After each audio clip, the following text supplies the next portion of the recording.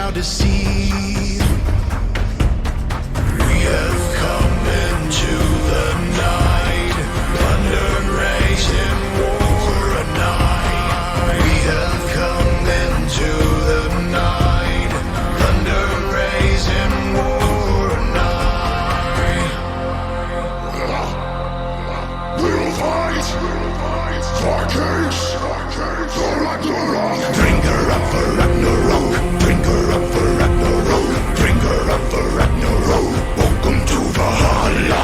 Bring her up for Ragnarok, bring her up for Ragnarok, bring her up for Ragnarok. Welcome to Valhalla. I can feel it in my veins, the warrior inside of me. Bring her up for Ragnarok, bring her up for Ragnarok, bring her up for Ragnarok. Welcome to Valhalla.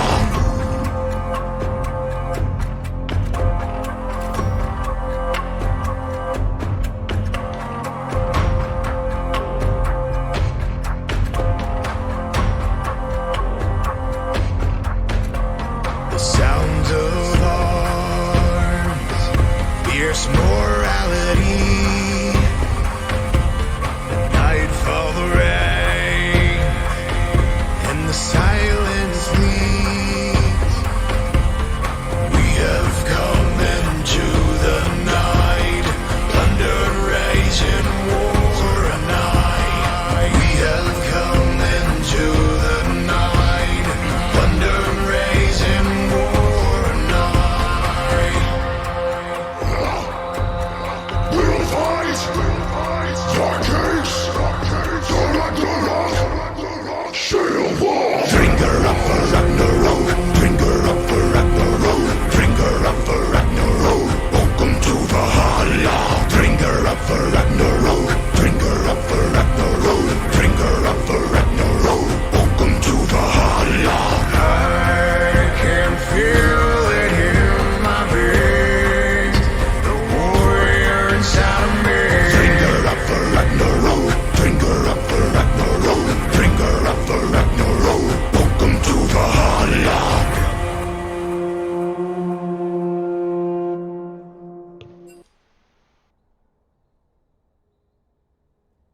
Welcome back, everybody. We're here for some Week 6 action. Got the Ultra Lords versus the Titan Gaming Mux.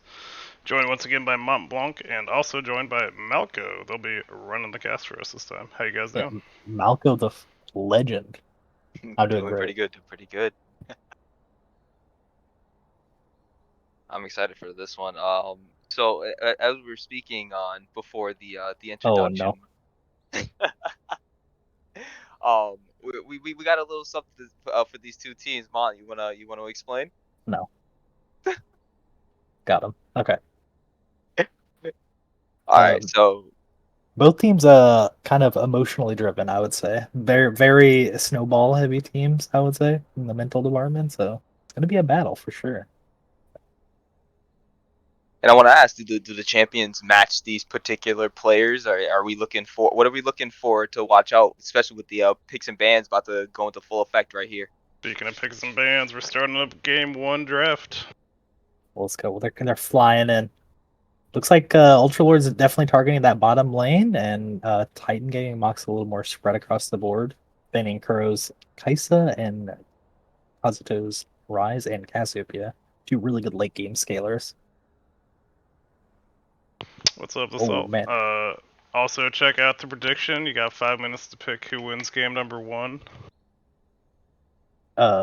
What's up, Salt? How we doing?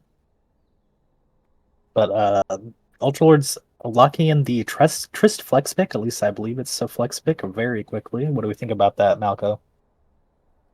So think particularly, Trist- it can go honestly at this point 3 different lanes. They can pick it top, they can pick it mid, they can pick it bot side. I think it's a really good hyper carry late game like insurance policy, no matter where you put it, especially depending upon like what is going up in the top side against it. I think it's probably more geared towards mid though. Yeah. I think it's definitely with the intention of mid, and especially with this Ezreal Janna pick coming out, definitely a very safe bottom lane. Going to be hard to jump in with Trist and come out with anything profitable. Honestly, I've been playing a little bit of Ezreal recently, and I don't feel it to be super strong. Maybe I'm just building it wrong, Yeah. but I'm it's not in love with the pick. It's definitely like if you get on ahead on Ezreal on this patch, I feel like you're unstoppable. But I feel like getting into that position is very difficult. You really need your teammates to set you up with some kills and get that like 2-3 item range, and then you really start hitting. especially considering when you look at the blue side with the Ultra Lords having that Nautilus tried and true, really trusty, and they're going with even more CC from a Sejuani. I honestly like these two picks. They're just trying to lock that Ezreal down or lock up any potential squishy that they can see on the enemy side and be able to secure those kills. Yep, I mean they are playing these champions into a Janna, which is definitely not the easiest And a character to quick execute counter into. pick with this Trundle coming out from the side, and now we're going into the second phase of picking bans. Yeah, Trundle definitely a very good traditionally good counter pick to Sejuani. Whenever she has that passive up, you steal a lot of her assists. So. And first man coming out quirky, so they're actually scared of the flex here, potentially seeing that the Tristana could go anywhere at this point. Yeah, and Corki just taking out another late game scaler. Played Corki a few times recently. I think the items are actually pretty good. The Shiv pickup on him is still pretty good on him right now. So still a champion that really takes advantage of that item. And I want to say that I don't know why the Darius ban would actually come in from that side. I'm not sure if is it because they don't want to potentially go against the top side. There's a massive skill discrepancy in the top side. I don't think Sable is a slouch in the top lane. Flimsy is just a Masters player, so there's just going to be a big advantage for Flimsy in whatever that lane matchup is. And I know he popped off on Darius last week. We had some banter in the chat after the Corky ban. Kazuto says, "I know I carried you with it in Press R, but it's not that good anymore, brother." I appreciate the trash talk. It's still fine. The package still offers a lot in fives. Still a very, very good objective control character. And then real quick, just to finalize out the bans, it was Vladimir picked from the red side, and then Ultra Lords banning out Irelia. Salt I'm calling out gaming Mox. Flimsy's Darius that got banned away. Said it's scary AF. Yeah, and Vintage going with that safe Seraphine in the mid lane. Just very, very much like a kite away comp here from Titan Gaming Mox's. Trundle definitely can play defense and can do the runaway style. It's just on Titan Gaming's Mox jungler to actually do that. Oh, it's Vixper. Yeah. Vixper kind of has to play distance and let his co-characters get the damage in. Azir and Cassante picked up for Ultra Lords. So it looks like the Tristana's being flexed. It ended up getting flexed down to the bot lane. What I don't like from Titan Gaming though currently is their very lack of any kind of engage. It looks like they're gonna potentially play towards just being able to disengage and absorb all of the engage that's coming from the other side of Ultra Lords. And I think the Kale is a definitely good way to finish off that potential disengage and don't allow them to get towards you. I mean, it's something like even like a weird pick, like a Tarek top even would have been something crazy to do to finish off this type of comp. Still have a little bit longer. Get your votes in for game number 1. Who do you think's gonna take the W? I'm just based upon comps from here, I'm saying Ultra Lords.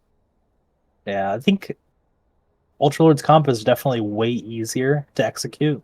Obviously, just having those point and click stuns, just really easy to hit abilities. You just attack them and they take damage. Titan Gaming Mox definitely has a lot more like layers and like defensive layers and ways they can outplay. It's just on them to just do that. I'll definitely say that it's, again, like you said, you just have to execute it like perfectly. You have so many different factors that's gonna play into whether or not your comp is gonna be successful. I'm just concerned about catching them off of these consistently long cooldowns that you're seeing from the multiple ultis and things like that on the side of Titan Gaming. So I mean, eventually, cooldown reduction and everything will come into play, but early game, it's gonna be a little bit difficult for them to really play the style that they're looking to play, unless they are able to make some leads happen in the early game. Yeah, most of the lanes will be stabilized to level 6 though. Obviously, like just out of tight game box, just really weak lanes that cannot be understated in this game. I think all the lanes are losing except for maybe the Kale lane. I think that's pretty even. I think Cassante will have a hard time pressuring a Kale, and Kale will just use that lethal tempo and constantly be creating distance and just getting damage down like Cassante. But definitely a hard game to be this Trundle. It's going to be, I think, difficult in theory to get the ganks, but Ultra Lords definitely could be. They have a lot of pushing lanes, so they could just get pushed and get ganked by the Trundle also. So I'm very curious to see this Seraphine matchup, though. That's going to be extremely interesting. Mr. Beard, I don't know if that's a beard, but Seraphine is mid lane, so it's not into Janna, which is not a great matchup for them. We keep it really easy with Beard and I both typing as Valhalla Esports. Yeah, it's really easy to know who it is for sure. What's going on, Beard? I just realized I didn't realize he said something to me in the chat. That seems like something Beard would say. That's why I was saying. No, I'm the Seraphine man. Yeah, is that true? I do not tolerate cowardice. But yeah, definitely a game where you could consider going more of a supportive Seraphine build. I don't think Leandry's is super good this game. Like, obviously, it's going to do damage to the more tanky members, but I think just keeping your Ezreal and Kayle upright is the most important thing you can offer in this game. So, I think going more supportive build probably is better. And I assume we're not going to be beating Kazuto in lane, but never know. I think, and that's why they're playing these lanes to just absorb a lot of that extra pressure. So it's probably gonna be the job of the jungle and top side to work together to try to build some advantage from them or from there. So it's probably gonna be you're probably gonna see a lot more Rift Hero fights. We're probably gonna see a lot more potential mid jungle ganks that's gonna be trying to maybe pressure this Azir out of lane, make it easier for Seraphine to accelerate herself and get that like supportive build that you're saying, especially considering how or how gold efficient supportive builds can be. Yeah, support items in general are just very good right now. Them reducing the cost of like redemption to 2300. Well, redemption get reduced, but redemption just being 2300 and like Moonstone being 2500 is just very, very good for all the supportive champions right now. Really helps you get online early on. You love to see it. Very quick access to Grievous Wounds with I'm trying to remember the exact name of it, but Alkenta Putrefier. Yeah. Very easy access to Unfortunately, an item like that item much worse than it used to be, Malco. I don't know if you're aware of that. I'm so out of touch then. Because it doesn't work with shields anymore. You have to do magic damage specifically for it to apply. So usually you want That hurts. You want your Grievous Wounds on your AoE mage, that kind of thing. But Oh, this Critter, so I assume Benchich is voting for himself since he's in the game. Asking him who's gonna win. I was gonna say still might be good on Seraphine then at that point, considering what you just said, literally the AoE mage. They're just not a ton of healing on the side of Ultra.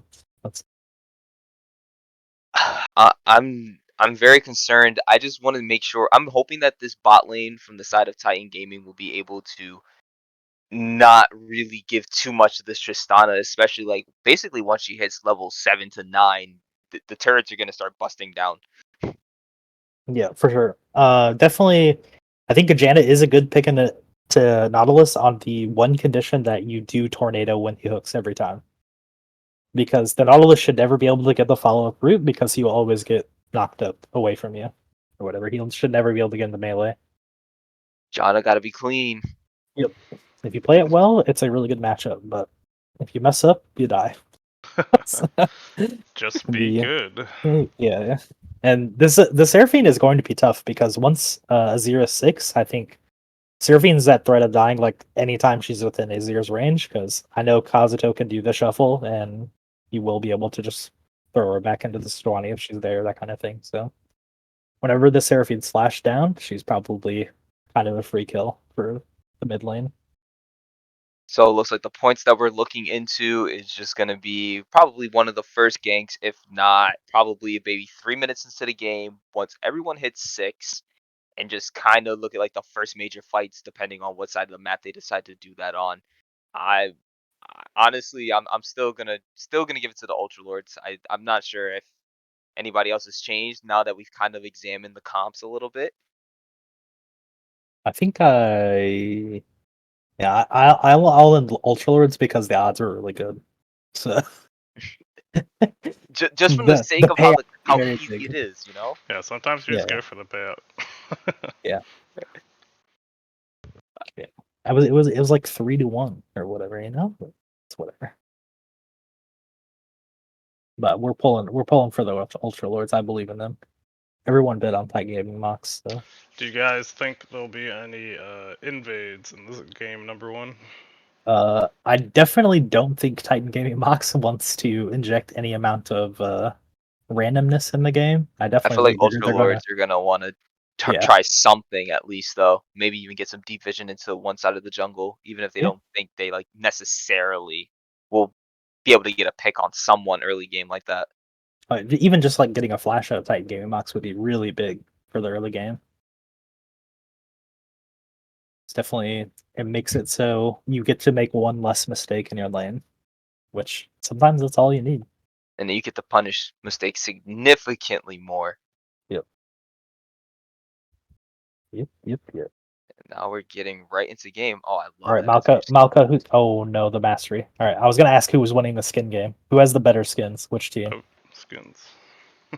Overall, I mean, I gotta give it to. Oh wow, the skin game from Titan Gaming is actually pretty clean. Yeah, Even it though is. that Azir skin is really putting it on top, along with the Kasante skin too. Yeah, the basic Kale skin. I'm shaking my head right now at flimsy points though. No way we Hey, have basic Kale. maybe he doesn't have a Kale skin. You never know. There's no way. There's just no way we Imagine have being no Kale masters and skin. not having a Gale skin. It's kind of crazy, actually. Yeah, it should have silver Kale. I have that for some reason. Yeah, I don't know about y'all, but when I started playing this, I did buy the box thing from Best Buy. Did anybody else do that? Double T I didn't even know that was a thing. Wow. Looks like And Visper looks like does. the miss of the hook Oh, that's early. unfortunate. They do get the ward though, which is They got actually the ward though. pretty meaningful for the solo laners. They will get that level 2 on the first wave instead of the second. Nice little, especially for Azir can just drop a little extra damage on top of him, on top of the Seraphine, maybe push out a lane early. I like that, like again, that early invade up top side. That was actually really good on the side of Ultra Lords. Yeah, for sure. Oh, and what I was saying, the box thing, it gave you like 5 champions, some amount of RP, and you got a skin that was only available in the boxes. So that's why Silver Kale is so rare, is because it was only in that. Because like a skin code for Silver Kale sells for like $100 or something. I was gonna say, could pretty you funny. imagine if someone still had like an unused one of those? I was wondering Yeah. like what the worth of that would be. It's embarrassingly high. And that skin is not even that good.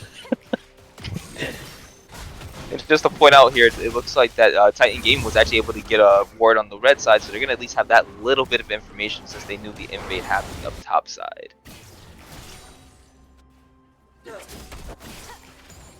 But looks like Visper electing to do bottom quadrant full clear, at least. Could go for a level 3 gank on this bottom lane. Looks like Jad does land the hook.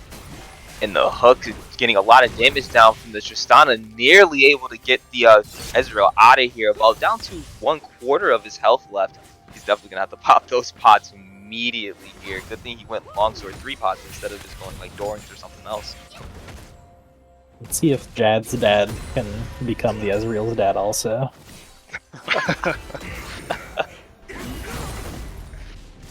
Other than that, all the other lanes are looking pretty just low key right here, except Kisante just jumping in, trying to get a little damage down. Taking a turret shot to even things up, you know.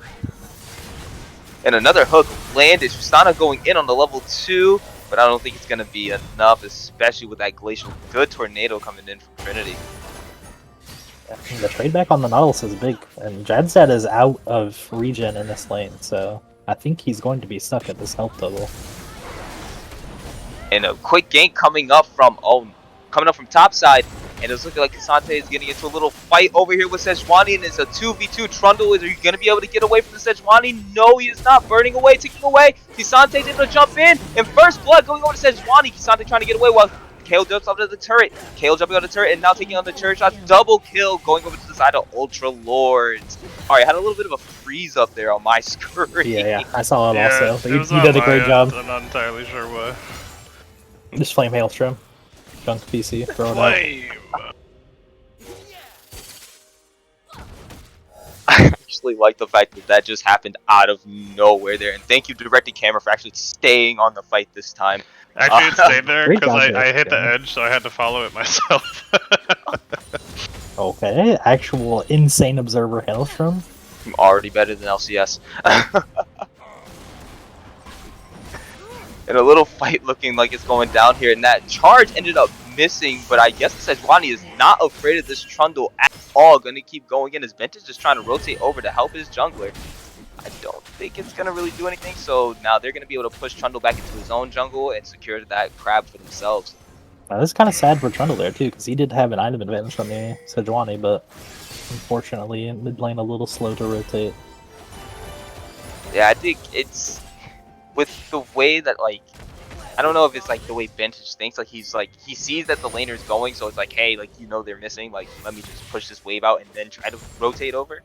But I think, like, sometimes you might sacrifice a little bit of that wave just to help your jungle out. That could have been potentially a better situation for the two of you, and not losing an objective. Even small objectives, like, you end up losing like that, can end up accelerating the other side.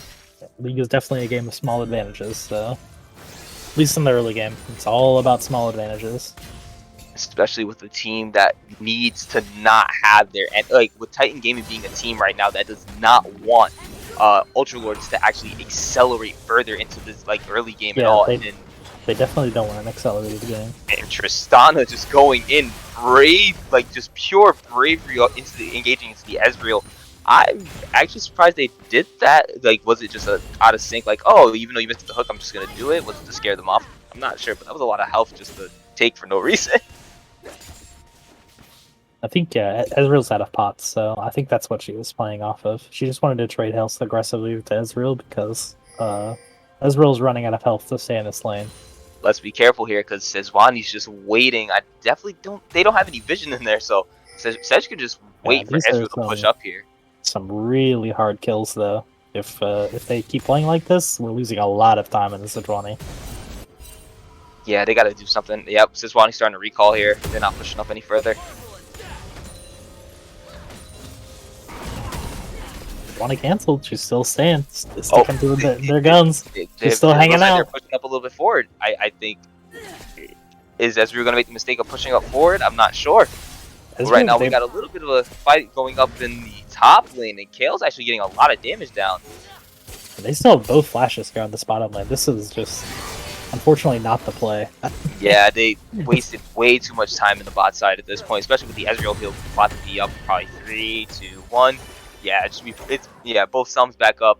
There's no reason to even try this. And Trundle completely made up the double scuttle loss in that time as well, so... Still a 1k gold lead for the side of Ultra Lord, so we can definitely say they at least built some kind of advantage, but 1k gold lead could easily swing. Yeah, and there's just a couple waves of CS difference in the mid and bottom lane. Right now, has her range, making Kasante have a bad time. Yeah, once Kale hits 6, I think this lane is completely unplayable for the Kasante. I think he just hard loses.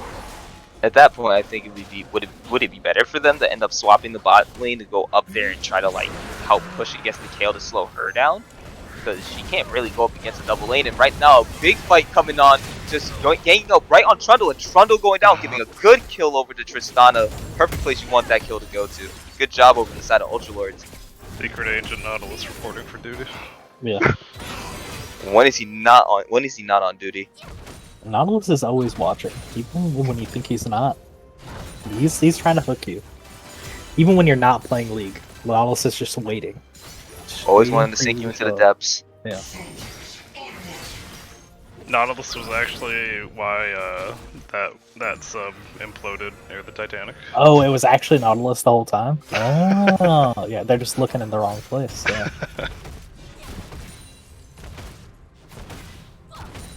You think maybe he's just keeping everybody captive? And Maybe, that yeah. hook was a great engage. Unfortunately, having both the E and all his sums up, Ezreal only had to use the E to actually get out anyways. That's what's really good about this lane. No, they're all Indeed. dead. Nautilus takes no prisoners. Yeah, Titan Mox was able to hit 6 relatively safely, so I think all their lanes are pretty safe now. I think the Seraphine is really the only lane you can pick on, and finding this Trundle in the jungle obviously can be very profitable because he has no recourse if he gets stunned by the Sejuani. And looking everywhere, honestly, at this point, like you said, everyone's hit 6. It's fairly stabilized. I don't see the lead growing any greater than this until, again, like one of the first major objective fights. But that might be right now, considering that Trundle's trying to go for the Rift Herald. Yeah, Vixper looks like he's trying to force this. Of how to get this stun, and an insane ulti coming out from the Seraphine, but I don't think it's going to be enough to be able to save out Vixper. And another kill secured by Ultralords with a shutdown going over to Kale. And everyone's going to have to get right out of there. I don't know if Kale's going to end up staying and doing it on her own. She might. Okay. And Kale did receive a double buff there, so this lane just getting worse and worse for Sable. Huge for Flimsy. Yeah. Flimsy is a little massive. It's so weird to watch how the Ultralords comp works, and I think the Cassante is saying that he wants revenge for their fallen teammate from earlier, and I think this might actually be able to happen. The Kale ultimate coming down to give a little bit of invulnerability, and I don't think it's gonna work. Kale securing another kill on Cassante, and I think they're gonna try to get that retribution. So Dwani chasing down the Kale, but I think Kale has enough movement speed and enough ways to get away. Oh wait, I might just be wrong. Caster Cursing at this point might have just happened. No, it didn't. And Kale's feeling the bravery, trying to push on with that double buff, asserting dominance in that top lane. Yeah, Flimsy definitely needs to do his best to stay out of combat here, but it looks like Vixper says, no sir. I'm sick of getting stunned by you, Sedge. Get out of here. Because Vixper, he will regen off this red buff, so he's able to stay out of combat. I really loved like how this Kisante is just being played. Like every moment he gets the chance to just push forward against them, just try to drop damage as much as you can. I really love that, man. What just happened? I don't know what it's doing. I backed it up. Hopefully it'll stop being weird. Okay, nice. Yeah, a couple seconds. That's okay. The Kale is still doing its thing with the going 3-1 currently.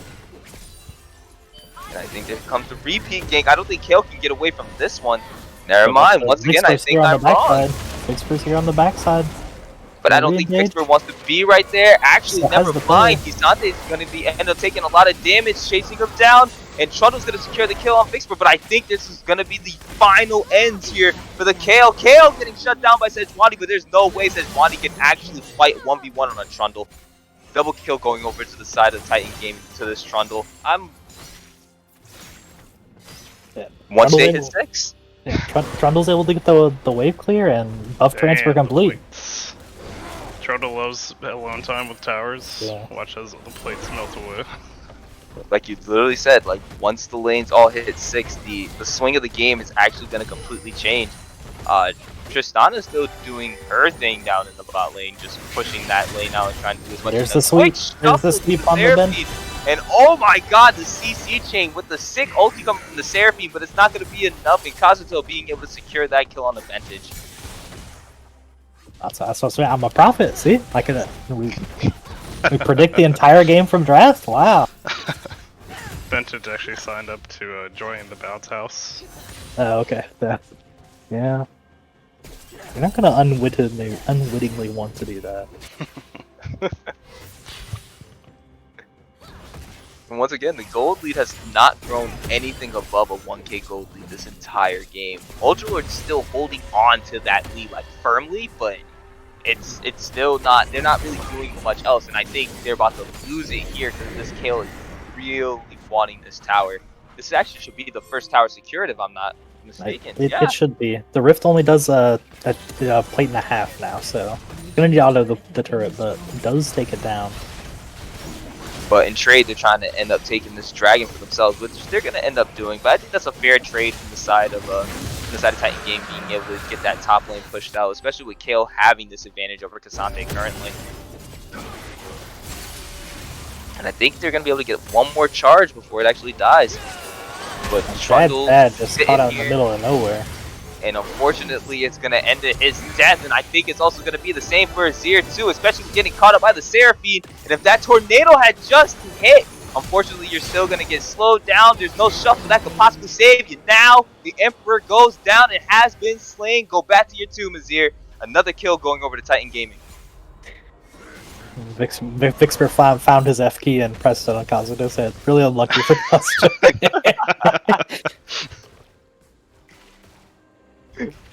He was searching the whole game for it.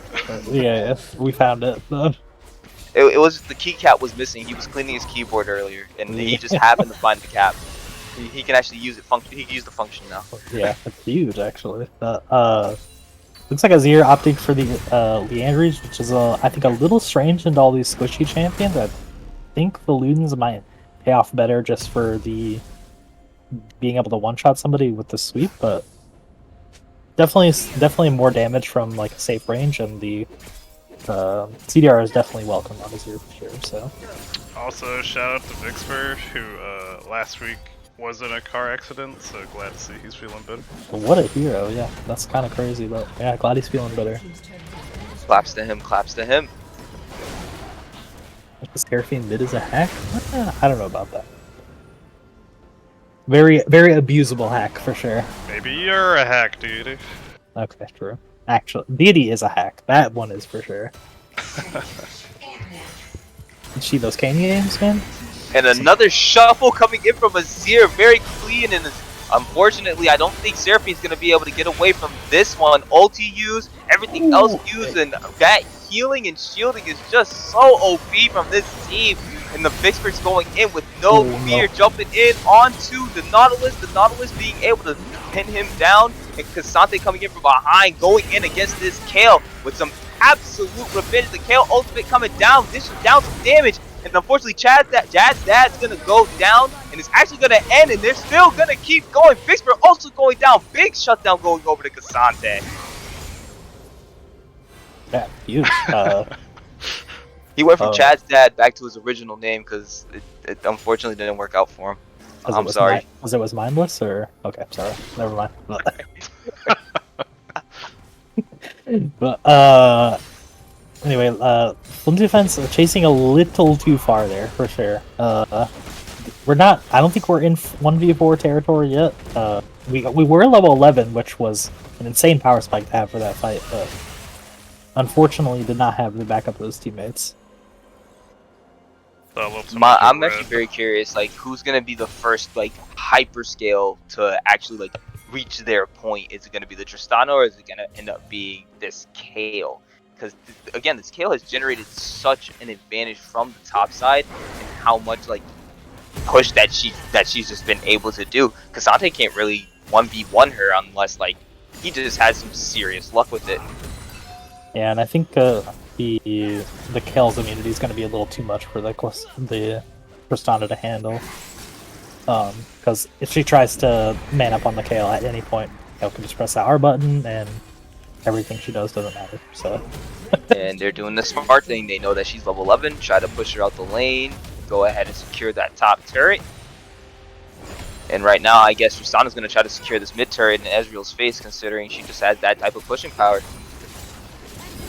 But yeah, I think the Emperor's ultimate is up once again. So, but the Seraphine did move down to the bottom lane, and that's gonna hurt so much.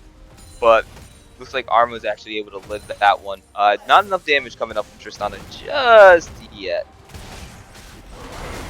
And Vixper is absolutely time to battle down. Oh, another shuffle coming in from Azir. And I don't think it's going to be enough because the healing, the shielding, the charms, and everything going ahead having to cleanse it off from the Tristana. And I didn't even expect that to happen. So Arma's able to secure the kill on the Sejuani.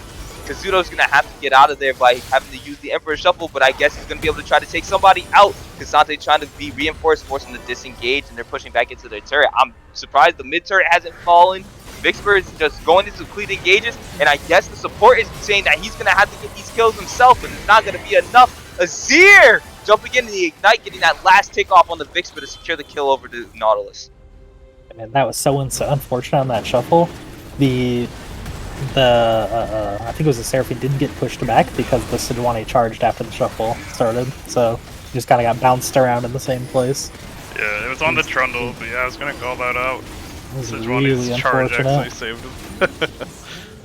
So let me ask you guys, do you think right now the Ultralords kind of see that the game is extremely even at this point? Or do you think they feel as if they do have some advantages due to the Drake secured and the ultimate use currently on Kale, and they're just doing a full-on engage onto her? You be able to single her out, there's no way she can get out, and oh my god, maybe the Kasate ult was the wrong thing to use there. Never mind, it ended up working out. He's gonna keep trying to chase after the Janna. Janna knocks back into Kasate's arm with that hook missing. I don't think Kasate's gonna be able to do this. Kasate does it, but the shutdown's going right over to Janna, and Vixper's chasing under while Seraphine is being hooked down by the Nautilus. This fight is going to continue here. Nautilus trying to use this hook to get away. Was going to end up securing that kill and then using the ult that extremely long range, but unfortunately a entire ace to the Ultralords coming from the sides of Titan Gaming. So that was insane. I do want to go back to what we said at the beginning, the very beginning of the cast, the first few seconds. Both teams just very, I guess emotional isn't quite the way I want to say it, but in this circumstance, but they're just very momentum driven. Once the plays start, they don't stop, kind of thing. When you're saying that Ultralord's feeling like they're really far ahead, yeah, just the plays keep coming. And now they're just trying to see if they can keep moving on with that, and they might actually be able to make something happen. Kisante getting the kill onto Vixper. They're going to be able to disengage, but I think that was just one small kill, a little victory they needed to get themselves back into the game mentally. Yeah, it was important. Salt shouting you out, Malco, for the hype play-by-play. Yeah, Malco's play-by-play is nuts. Salt, you don't enjoy my sensual call play-by-play? Thank you. I don't know. It's Hailstorm. You just don't get as excited as a person. I don't think but going this to the is Baron me right now excited. is the smartest thing for them to do. But the Ultralords think that they're head enough to be able to do it. They realize that the Baron's actually being done. I think now they're seeing it here because Azir's trying to stand guard, using the wall to be able to get him away, but Azir's going to have to go down. Jumping over the wall, Kale's going in, ultimate going down, and it's looking like the Baron's being chopped down. But unfortunately, Baron's secured by Kale in a completely wiped out team fight, and Kasate's not going to be able to do anything. 5-0, Baron still going over to the side of Titan Gaming. Turns out, Fed Kale's pretty good. Yeah, the Kale quadra kill, counting the Baron there, That's huge. I put Honestly, you you're to gonna be able sleep, crack open Salt? the face with this. Come on now. Sorry, that was a hype fight because I was not expecting that to go down in that way, but this is definitely a base crack. Glad that they're not greeting for the inhib here. At first, it looked like it was really the side of Ultralords that had it, and now the team comp has unlocked completely. Like, actually, not even completely. We're still waiting for Kale to hit 16. The worst part of it looms ahead, unfortunately, for the side of Ultralords. It was really unfortunate because like the Kale just flashed in there and just kind of like one tap to Tristana.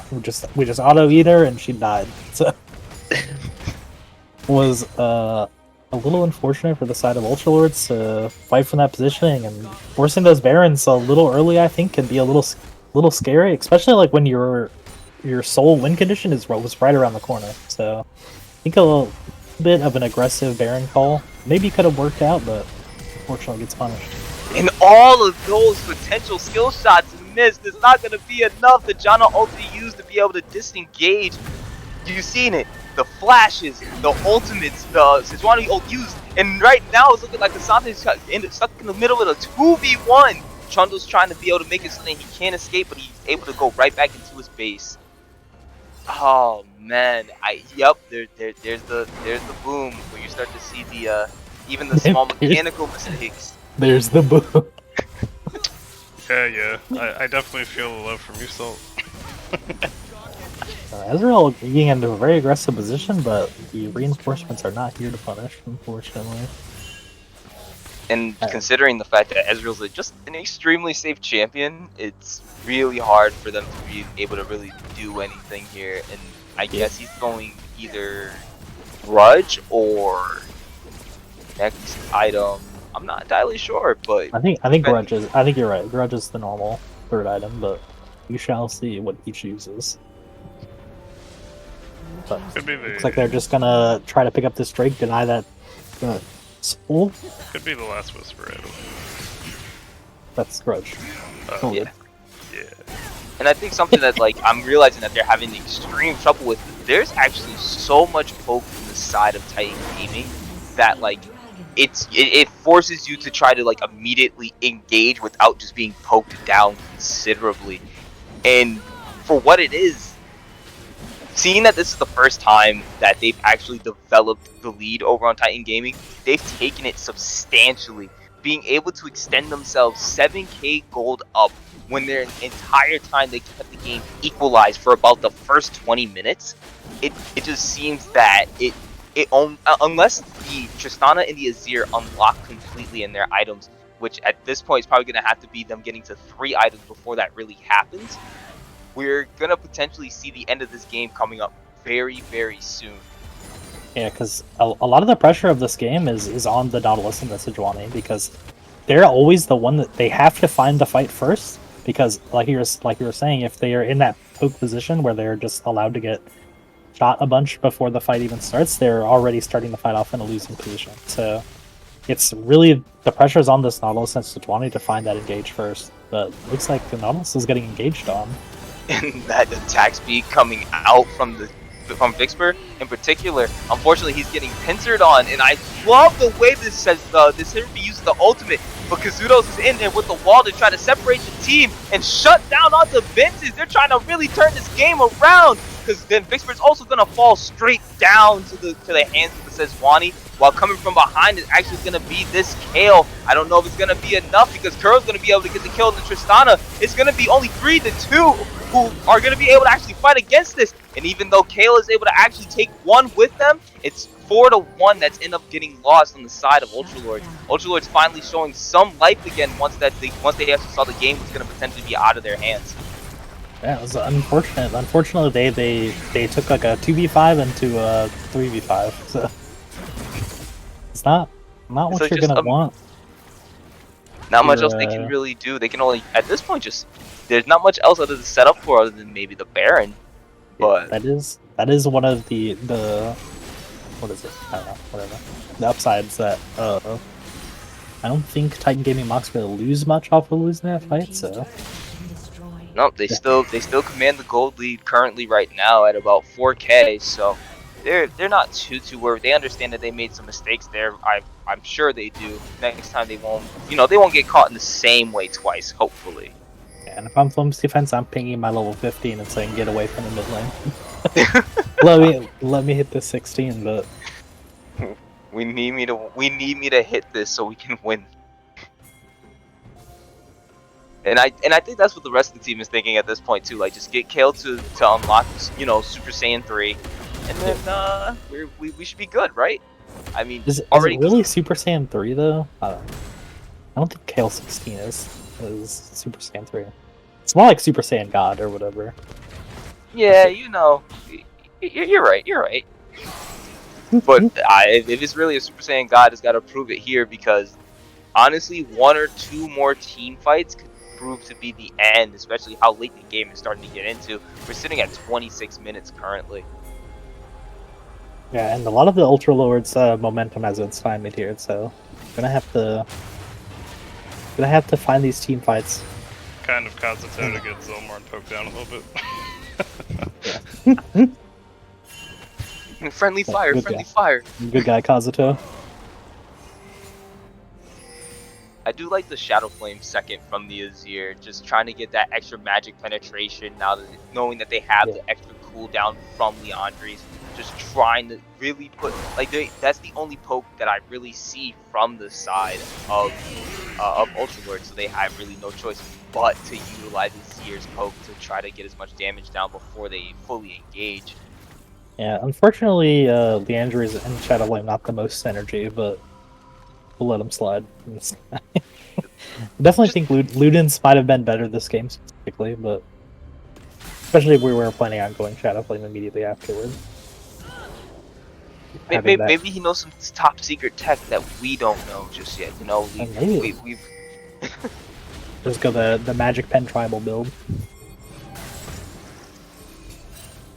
Well, right now the Baron is started by the side of the Ultra Lords, and it's looking like they're gonna disengage off of it. It's too risky at this moment, knowing that it's a 5v5, just one big coin toss that they don't want to have to risk, especially considering that's how they ended up losing the last one.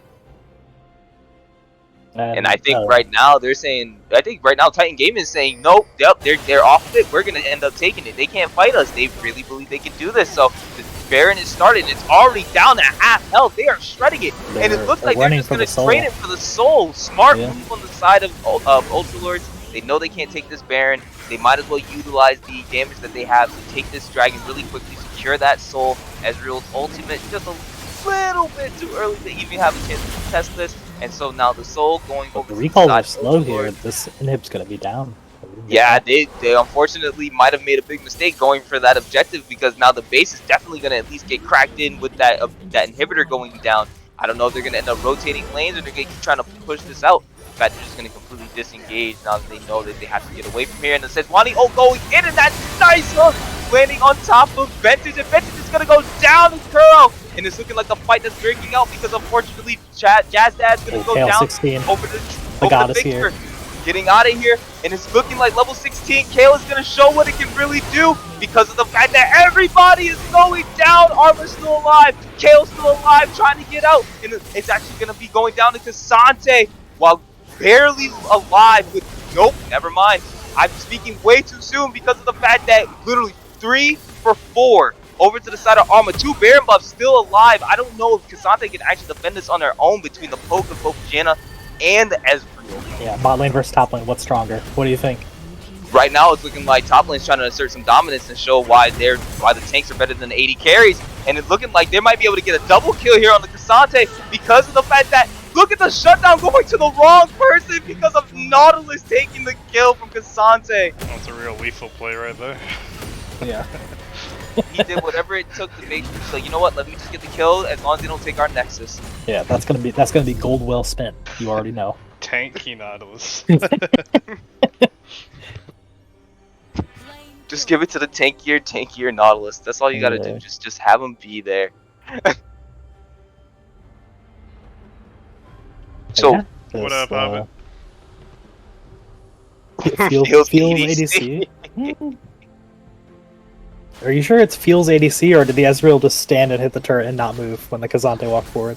Who knows? Listen, man, maybe his E key was broken.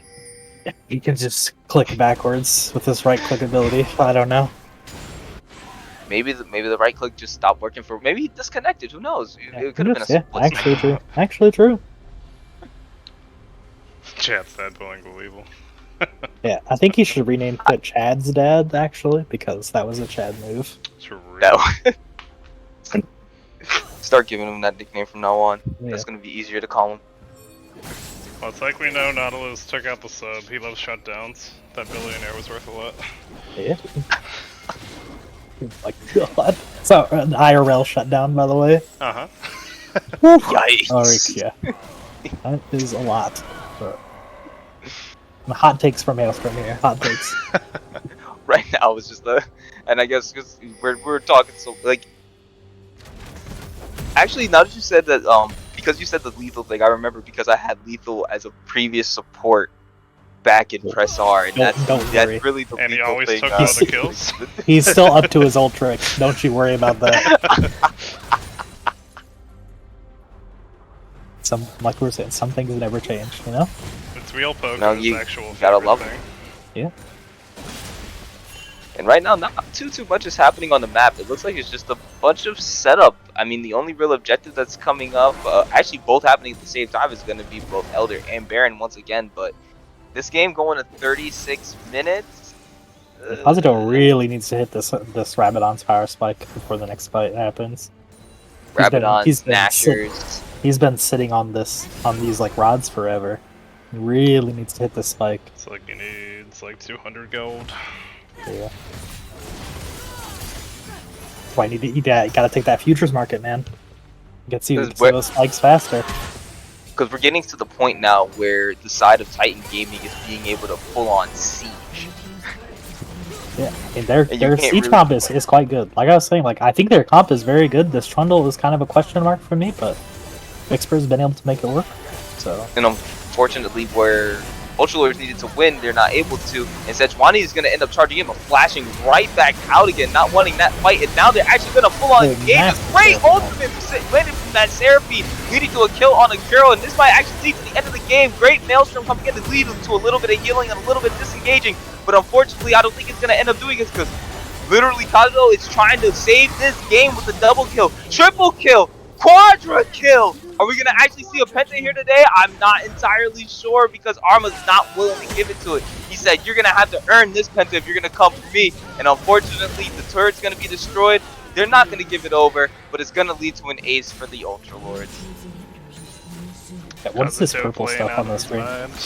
Either of you guys know? What is this? What is what? Why do they have like a Super Saiyan aura? What is this?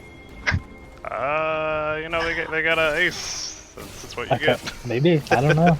You know, and now look at this. The game is being traded right back once again. It's within another 1k gold lead.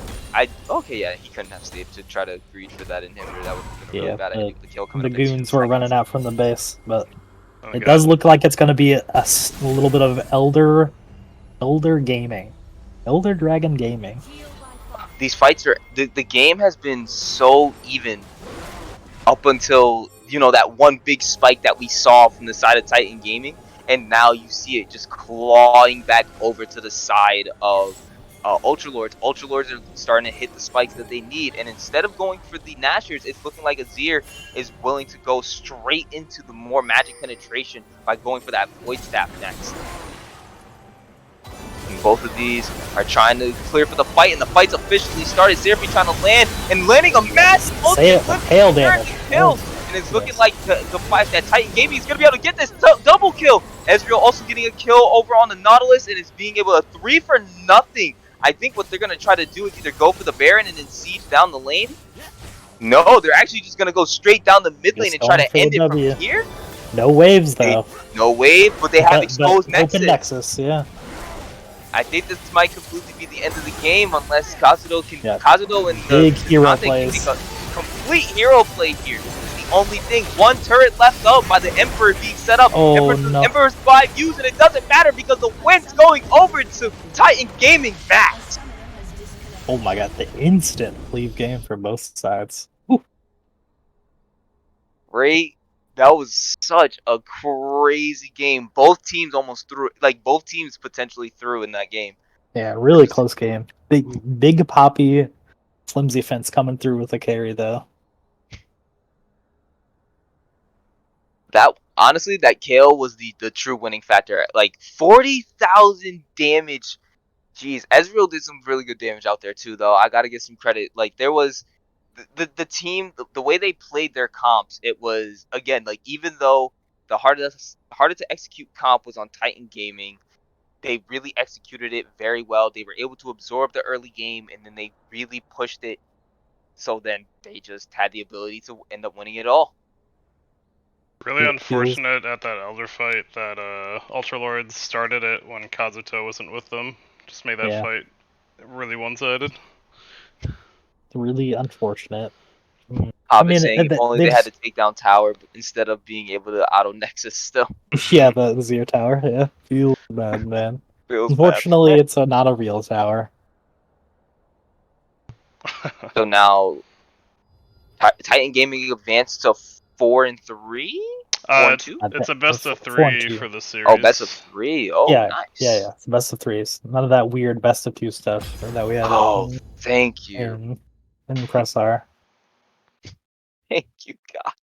Yeah, it's best of 3 every week, so you get a decisive winner every week, so you get to either feel terrible or feel good. You know, we're all about the feels here at Valhalla. Allow you to absorb it, feel it. Let the I evil just consume realized you. I lost all my channel points though. Upset. Rest of the piece channel point. Now you get to start back from 0. You got this. Yeah. Yeah. Who in this one? Some for sure. people just went all in with their channel points. What you gotta do. Sorry, you have game 2 to bring it all back. Dude, I should have believed in Papa Flimsy offense. But we'll toss it to a quick pause as we get set up for game That's number what I 2. get for not sim voting. Yeah, you're right. Sim voting is always the play. Betting with my brain is never the play. Well, I guess brain isn't right. We bet with the odds there. That's not brain. That's just weird stuff.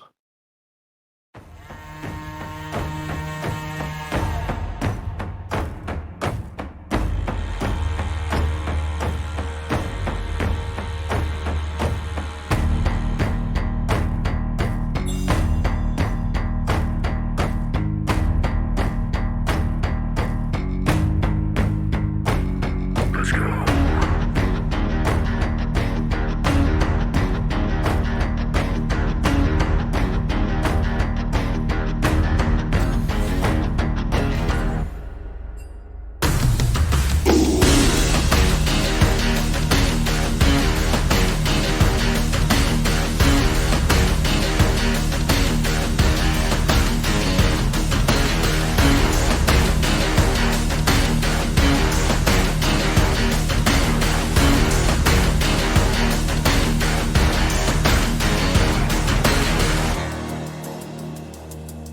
The nightmare of eternity marches right before your eyes as the ground begins to shake. Ravens fly amongst the sky, battles of great divine, torn hearts of fear and cries. Let the rage of war ignite. We were born to rise. We're gonna rain on your shit, annihilate your villages. We're gonna rain on your shit, plunder all for the hell of it. We're gonna rain on your shit, annihilate your villages. We're gonna rain on your shit, plunder all for the hell of it.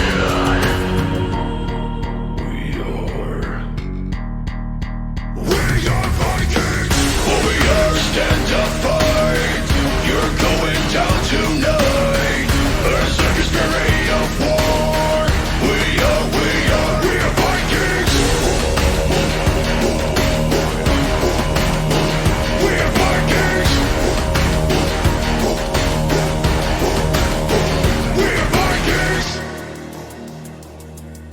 Man of honor, man of war, tales be told forevermore. Bloody axes, bloody fields, fight with honor, clash of shields. Roaring mountains from afar, fearless soldiers fight with heart. Haunting lands of man and steel, victorious reign. We're gonna rain on your shit, annihilate your villages. We're gonna rain on your shit, plunder all for the hell of it. We're gonna rain on your shit, annihilate your villages. We're gonna rain on your shit, plunder all for the hell of it.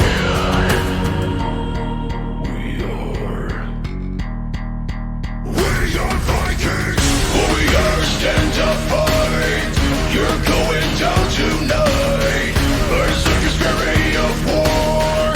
We are Vikings, warriors stand up fight. You're going down tonight. Berserker spirit of war.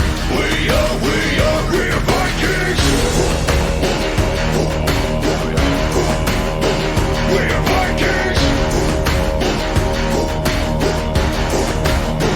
We are Vikings. We are Vikings. We are Vikings.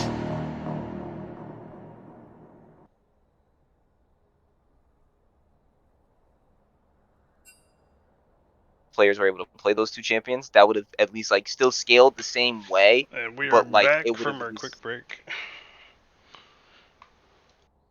Hello. Welcome back, everyone, Oh, welcome back. Welcome to back. Game 2 of Ultra Lords versus Titan Gaming Mock. True. Again, set up for draft number 2. Coming off from a banger of a first game. The big, huge, mega banger. The interesting thing is, I don't think you can afford to ban the Kale either. They did throw away. They did throw a lot of 80 carry bans toward bottom lane, so maybe they reprioritize into the top lane this game. Since they have red side, they can also avoid Kale if they keep up the top counter pick as well. Yeah, I don't. I feel like Flimsy probably can just play Kale blind. It just depends, I guess, on what is able to lock blind into it or pick into it. Right. I don't know. I don't know. There's not. I don't think Sable plays too many champions that could actually punish Kale, but there you go. But it's looking like they're sticking with that bottom side bans from Titan Gaming, with the first thing coming out being Kaisa. Well, that's what Ultra Lords was favoring the bot side bans last game. Yep, This is so still a ban against Kuro's Kaisa. I'm not sure. Red team is really running it real quick. They banned the Kale. Is that the hard way in the chat? In the chat? Yep. It is Most the definitely Hardway is. hitting us up with the Prime subscription. Thank you, sir. We will love you What a now G. for 30 days at least. 30 days of love. That's what If anyone $5 else would buy has you. their Primes up and wants to toss it our way, you can get some of this love as well. Oh my god, we are up to a record-breaking 23 people in the chat. I love you guys all. Thanks for being here, hanging out with us. They're here for the Saturday Night League. Harway says you will always love him. Yeah. Thank you. Thanks for the Yeah, honesty. yes, sir. I like that response. Maybe. As long as you keep giving me that Prime sub, you know. The Ultra Lords running back to Morgana ban once again. We're saying that banning the Seraphine could be crucial for Ultra Lords because it was very disruptive for their team fight. Record viewers or record of the teams? Titan Gaming's I 3 and 2. I don't know if Ultra it's Lords are record 2 viewers. and 3. I think we've gotten up to like 48 at one point. Yeah, record viewers is usually draft night. Draft Yeah. night usually has record viewer. People like But it's a draft good night. night for a game. 23 people, like Yeah, not bad. Normally we're sitting around like 15, so definitely a good night. Record is 63. 63, baby. Titan Gaming Mox running back all the same bands, I believe, from game 1. So If it worked in game 1, and the Ooh. Seraphine ban being double dropped. ban on Bentage though. Let's go Bentage. Holding Ooh. 2 bans. They said 2 stabs to the heart, but they said we recognize that his Morganas could be a problem. Oh, His no. Seraphine was a problem. And they said Kale was a problem last game, and I'm seeing some serious engage that they want to try to do this time. And I guess they're going for the Zac first pick. Malco doesn't know. The green champions are OP in this league. Oh, but we give up the green champion to go Udyr. Okay. Okay, where's this going? This is a Vixper pick, I think, every single time. Vixper loves his Udyr, but Udyr has been nerfed quite a bit since the rework and has kind of fallen out of favor. Haven't really seen him much, but I'm sure he's still okay to playable. So, Oh, they're picking one of my favorites. Poppy. I love seeing Poppy in games. Why do we love Poppy so much? Tell me about it. It's just one of those champions that, like, to me, I don't know. It's just like not one that I see so often, and like from the rework, from like the old style to the new style, it's one of the few champions like their rework I absolutely loved when it happened. But it looks like they're also on the Ultra Lords is going to end up running back that Nautilus. No, I think yes, you're right. That is Jad Dad Nautilus once again here to steal all your kills, all your girls. Dad's out here. Is this just a normal for any like Nautilus mains? And Fluffy Death, thank you for gifting a sub over to Golden Pharaoh. Time to meet KP. Awesome person. Thank you very much. Malzahar, another fun champion. The five's Giga Banger. Yep. Mal's a hard pick, and the Janna once again trying to find that safety in the bottom lane. I actually like what Titan Gaming has going because they do have a lot of already like one pick comp, singular lockdown, disengage. They're actually covering some massive bases with these first 3 picks, so it's just a matter of what happens on the bot side for them, the bot and the bot and top. Yeah, and Vintage not wanting to get 3 ban picks in the first phase. Very smart from Vintage because you know they were coming for his champs. You know. Oh yeah, they didn't pick their mid laner here. They were gonna completely try to axe him out of this pick and ban phase. They really want to win this game. Well, Ultra Lords locks in Ari, which is I think a very, very good champion on this patch. Just very strong, very stable. Fluffy Isn't really bad at anything. Isn't super good at anything other than like maybe getting that random catch. and but- Mindless with the gifted subs. Thank you, Mindless. Oh my god! I received a gifted sub from Mindless. Let's go. I'm poor, so Yeah. I appreciate you. And now I can get love from Hailstrom. You Which get is love always nice. 30 days at least. 30 days of love. You love to Congratulations on see your it. 30 days of love. And the Ezreal being banned from Ultra Lords, I kind of like that ban. The Ezreal proved to be somewhat of a problem with how safe it was. And Hey. you don't want it with that comp, but We to got return a the ban? bit of a sub train going in the chat. Oh, Get Fluffy Death now number 2 gifter, by the way. First loser Fluffy Death, by the way. well, Mindless is number. Uh-oh.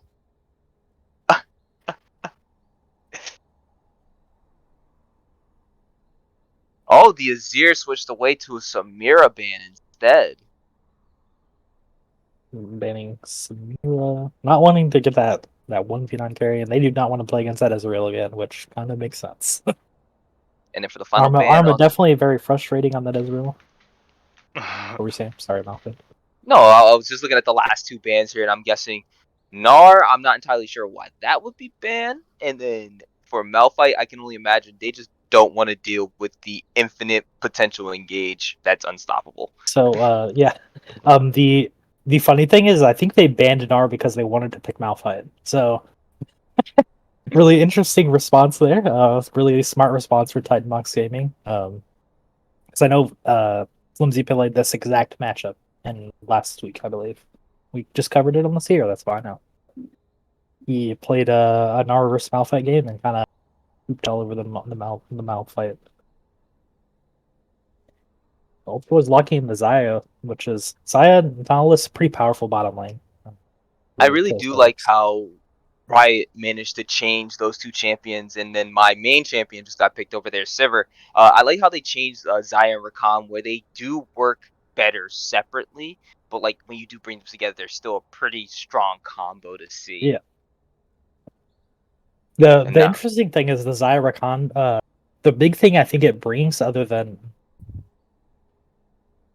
obvious pairing or whatever, is like the super strong thing is like the Rakan gets a lot of auto attack damage from the Xayah W, so it makes it so strong. But now we're looking at the 2 comps here that we see, and the final picks being, to reiterate the last 2 picks, Xayah and Maokai being picked on the side of Ultra Lords, while Darius and Sivir being the final 2 picks on the side of Titan Gaming Mac. Real quick, any thoughts on the teams? Yeah, I think it is interesting because I think this Poppy and Maokai could go either way. I think Maokai might actually be a better lane into Darius. I'm not sure. Maokai has a lot more survivability, is why I would think that, but our resident top laner could weigh in. That would be helpful. Maokai doesn't do terribly into it. Darius obviously in the 1v1 will win, but if you're getting a gank, you can set up pretty nicely. Yeah, would you want Poppy or Maokai? That's my question. I would want Maokai, but I'm a Maokai player, and I think Poppy would be better in the jungle. I think either's fine, really. Okay. Mao's just nice because you can use your root to avoid the Darius Q. Yeah, and the Arcane Smash is pretty good against the Darius after the Q is down. You're able to quickly like WN auto Q and then walk away. Yeah, you remember that phase rush we were just talking about? Phase rush, pretty good in this KB matchup. Special. Yeah, I do like this in pick. I think it's quite good, especially in Nautilus. It's like exactly the AD carry you're looking for. Makes it really easy to play around that engage. Sivir is kind of short range against this Ahri though, so Kazuto might be able to find Sivir in the back line and just blow her. So I'm personally, the reason why I'm so like partial to it is the fact that like you could tell it was another one of the 80 carries that's like, all right, what kind of 80 carry has some self agency and can at least save themselves in some minor sticky situations. And I think that's what they're primarily trying to go for, like a high scaling 80 carry that generally, even if she's falling behind in the beginning of the game, still has the potential for a late game like carry potential. yeah, for sure. Severe speeding up Darius to dunk like the NBA. Yeah. Could you the speed up between? Oh my god, a speed up with a Udyr and a Darius chasing you down. The Darius getting ahead is going to be very important in this game. Obviously, I think there's an advantage in the top lane for Flimsy, but I do think it's important that he does get that advantage in this game. The vote's heavily going to Titan Gaming Mox this game. I'm gonna root for the Ultra Lord so we get that game 3 action going on. Yeah. And I see Hobbit and Just... Beard trying to bully Hardway in the chat. It's not yeah, bullying, really everyone's simping for Titan Mox Gaming. It's kind of weird. Out here simping. They just saw Fence re-entering the top lane and they knew the power was coming back. Oh, there's literally one voter for Ultra Lords. I love that. Yikes! Gonna rake in the points. Yeah, they only bet 300, but if they win, they're getting a 9-1 odds on those 300 points. So it's not a bad bet. Yeah, we take those. I do really like Titan Gaming's mock team fight. The Sivir helps out Udyr and Darius a lot, but we'll have to see how Ultra Lords play it out. They have some picks of their own for CC. I do really like this Ahri inside of this game. I think it is a very good pick into everything that Titan Mox is presenting. It is the Malzahar is a little scary because they can lock down your mobility in the late game, but I think as long as you play kind of safe and conservative, the safe and conservative, you won't. I really like the Sivir and Darius combo is what they're saying in the chat right now from Hobbit. Yeah, just any move speed you can give the Darius is always good. Yeah, Darius loves running fast. I'd expect Fence to be doing the Flash Ghost as is customary on Darius. Flash Ghost Triforce for sure in this game. Gonna be blowing some people up. Who would disrespect Beard? Not I, of course. Oh, how could you? Why would you? For fun, you know. Oh, of course. For fun. He likes being disrespected. Well, how about do you like Navori or Gale on Xayah? What's the build? What am I gonna see this game?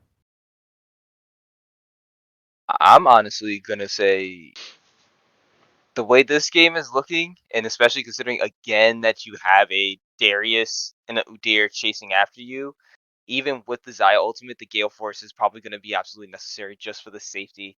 They're like, if they can stick on top of you, not much is going to really matter. You need to find a way to be able to secure a kill or to be able to like get out potentially. And I think Xayah is going to need that extra bit of safety with the type of comp that's coming after them.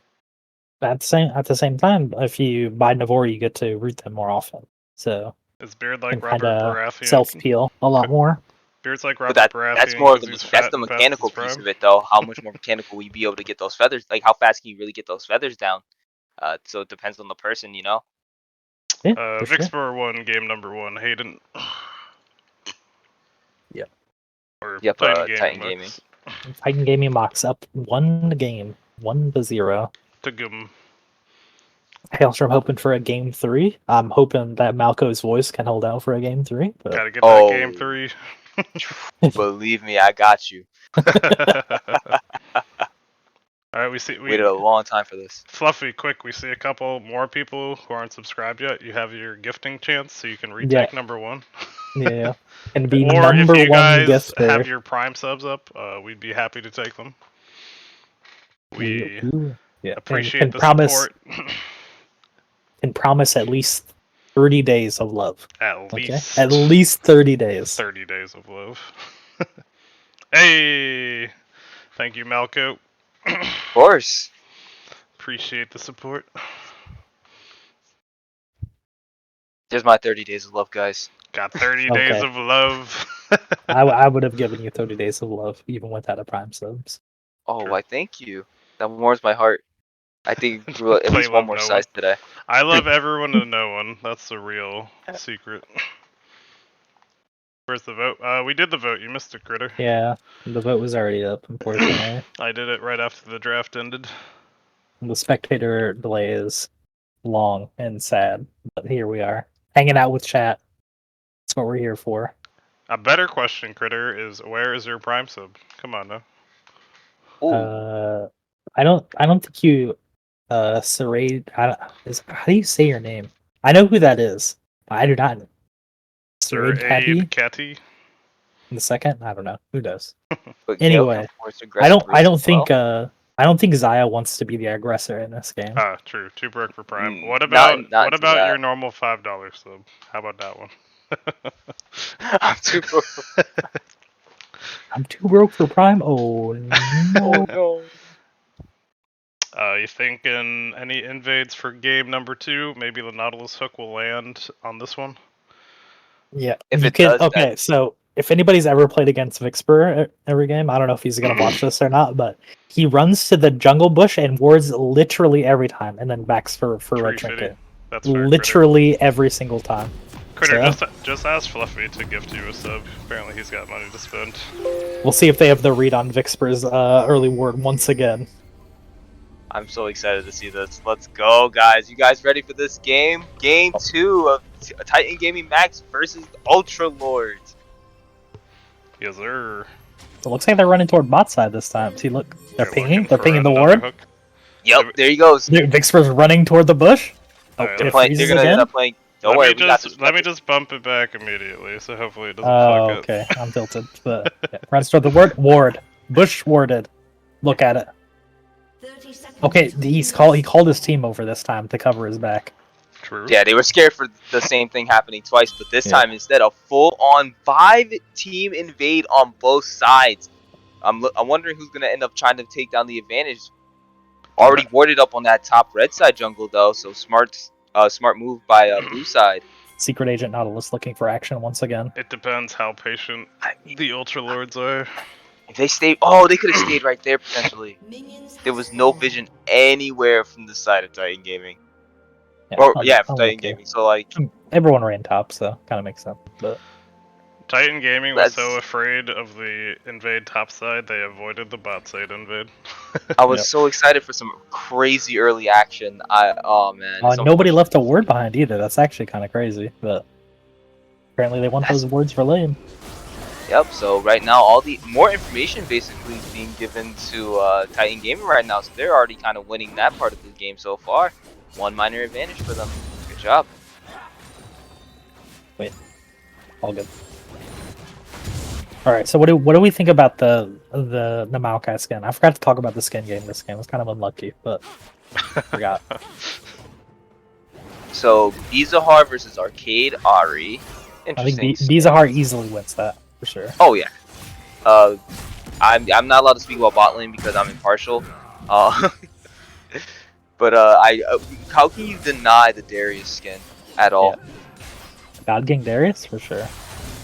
Ooh, And man. right now, the first hook landing from Jad's dad on top of Sivir. Arma trying to get out, getting a bouncing boomerang blade to be able to land on top.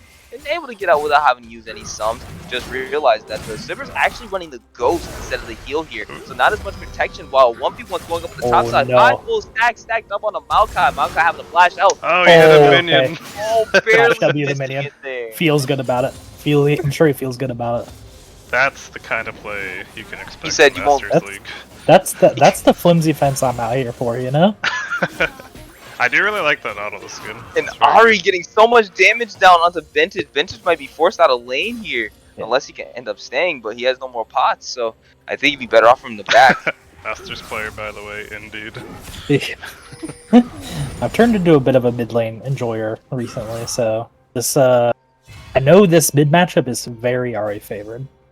And It right looks now, like the it's a little first more- gank of the game is happening. Poppy's trying to engage and going to flash in and eat him back. No Root sums landed there. onto him, and right now, the Master's rank is not going to be able to save you. Sapling's going to try to slow down the Darius. Darius running right into the opposite tower, being slowed down a little bit more, and first blood being given over. But I think right now, the Udyr's trying to chase him to get the revenge kill, and Poppy coming in for the save. I don't think Udyr could fight this, and Poppy being able to do a little bit more of the shield, being able to save him. But Benchkers being able to get a revenge kill. So much fighting going on in this game. Right now, the bot lane showing that they got a little bit of aggression there. Big trade going over. And I think right now, from all of that, it's Titan Gaming actually falling behind Ultra Lords, being able to secure just a little bit more for them, especially with that first blood. A ton of action. Definitely agree, Blitz. The more standard Mayo rune setup with the grasp, but phase rush would have been big brain this game, I believe. Grasp is definitely better if you're looking to battle. I think as the Maokai. I think We don't really want phase to if you're battle just Darius like early. yeah, if you're looking to survive and scale, phase is definitely the pick. What do you think Got about 2 bands still ahead of Kazuto. The Yeah. flame from Hobbit. Wow, that's that's sad to hear right now. While they're sitting there, and another full-on gank coming in from Udyr, Arma being able to get that kill. And right now, I don't think anything else is going on in the bot lane, but the charm and all the damage being able to be landed, and Kazuto literally heard the trash talk from the chat. And look what happened, getting a kill for himself and dropping him. What was that, Hobbit? Solo bolo What was kill. that? What was that, Hobbit? I can't hear you. Buff transfer complete. Clean from Kazuto. Walking it back. Yeah. No convictions in his views. And right now, the Darius is trying to show that he can get the solo kill in Solo return bolo. right now, pulling them back in, but being disengaged, and right Oh, now the being Poppy here pincered again. from between by the Poppy and him. But I think he's going to be able to Oh get that. no, this is Now, this right now, is the full clip. health, and this is what you want to see happen. Full stacks on the Poppy. Poppy's not going to be able to do anything here unless he's lucky. He's able to walk away. No, unfortunately, Does get the technically a 2v1. double kill over the Flimsy, but that's going to prove to be problematic. Yeah, and the wave in an excellent spot, I think, here for the Darius also. I think it's still pushing away from the Maokai. I can't see, but it does kind So- of look like it. What I wanted to actually ask here, because of who he's up against, and he's going grasp. For the Maokai, going the Bomby Cinders first, would it have been smarter for him to just go like a straight Thornmail, considering he's into a Darius, and just holding on to that and building into it, and building into his other items first? I don't mind rushing the Bomby. It's basically your damage. Rushing Tabby is always good against Darius because he just wants to stay on you, so the extra move speed is huge. But I think getting the Bomby, you want to now finish the steel caps, and then basically finish out your Sunfire or get the Bramble. Yeah, the real key thing, I think, and what Hale, playing to more clearly to what Hailstrom was saying, the boots advantage for Darius is really important. There's a reason why Darius runs Ghost, Flash, or brushes boots every game. Yeah, Darius is a him, lot like him running Set. faster than you is just super important. Darius is a lot like Set, where if they just want to stick on you and punch you, so move speed is Stick good. on you, just punch.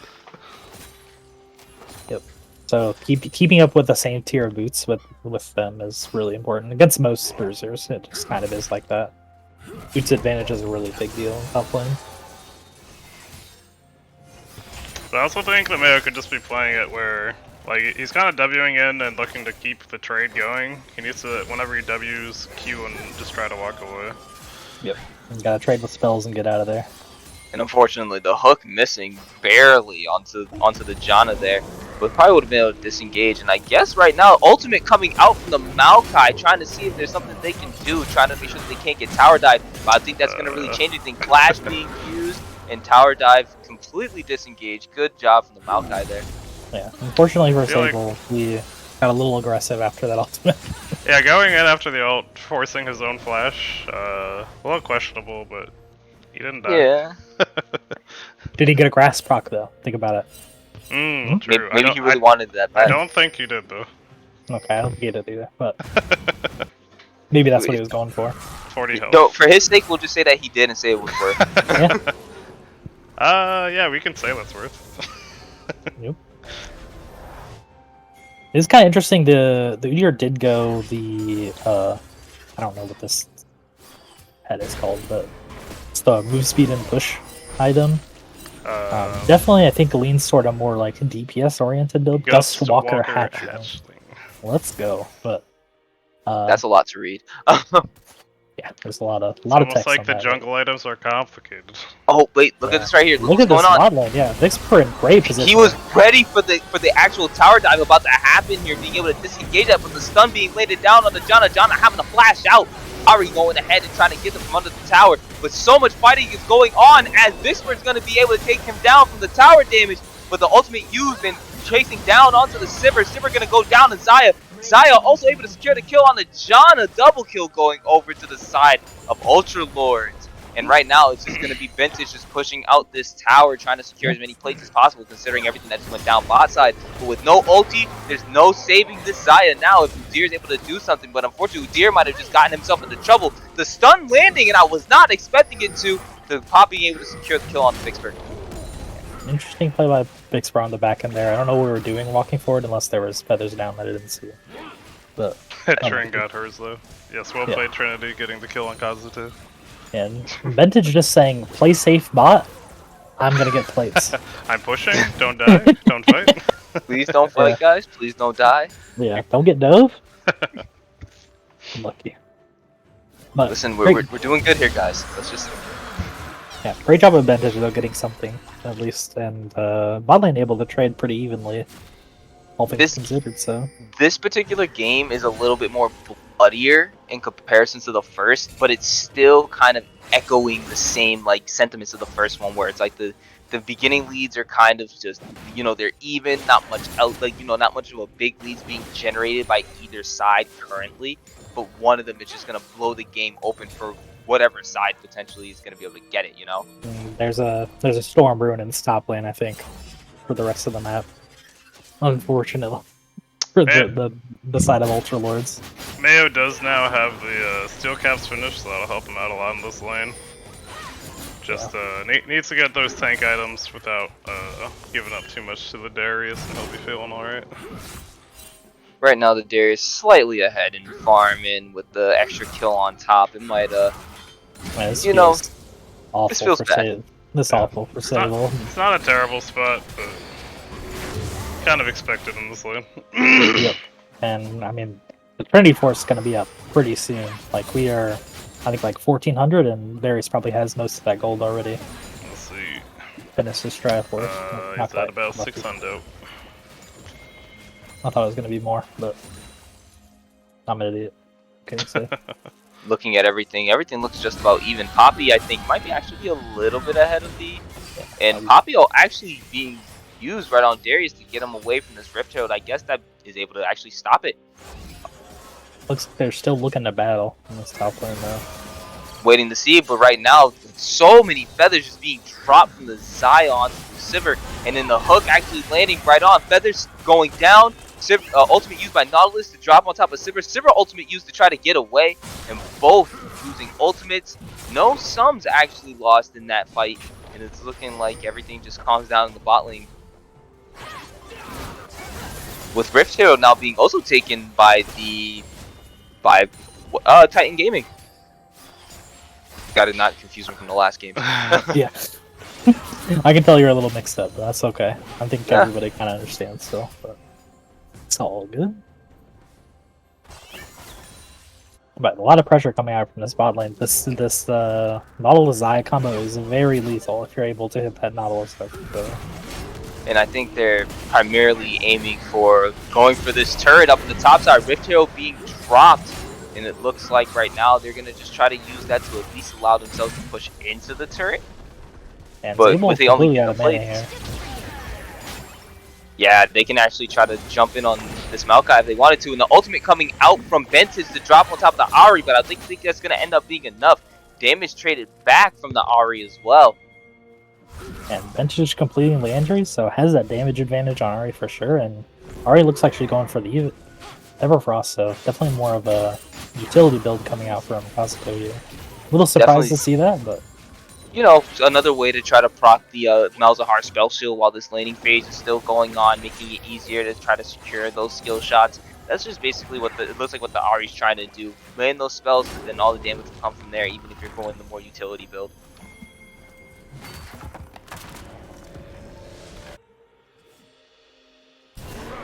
I think yeah, Dragon coming up soon, so looks like Titan Gaming and Mox are setting up around this objective. Both teams on some pretty large power spikes. Bottom lane, both bottom laners have their first item, mid laners have their mythic. And we're seeing this Everfrost being put immediately to work, proccing that shield and bringing the Malzahar down to a quarter health. Ahri ult being used in that scuffle right there, but unfortunately the flash having to also be used from the Malzahar. No sums up for him, so he's now very, very vulnerable. Yeah, very scary. Ahri now finally asserting dominance, and the charm landing from the flash and being able to get that kill. No, the Janna being able to barely save him, and it's gonna be barely there. I know the Ahri is sitting there mad right now. Yeah, Kazuto's just furiously pinging a Scorch right now. So Trinity was in the right place at the right time, and right now, unfortunately, the Sivir trying to do everything that she possibly can, but it's not going to be enough. Kuro going on to a killing spree as Udyr decides to completely ignore the Xayah and just try to chase him down. Double kill going over to Xayah, while Udyr is able to secure a kill onto Poppy. Yeah, that's another interesting one from for there, unfortunately. He's kind of running at the Poppy, hoping to finish the kill, but ends up getting killed himself. This is pretty interesting. You have a 4-0-1 Xayah currently, very accelerated into this game. But if you look at the top side, the way it's being run, the Darius is completely on a steamroll, about 42 farm up, and it's just proving the difference that's happening up in the top lane.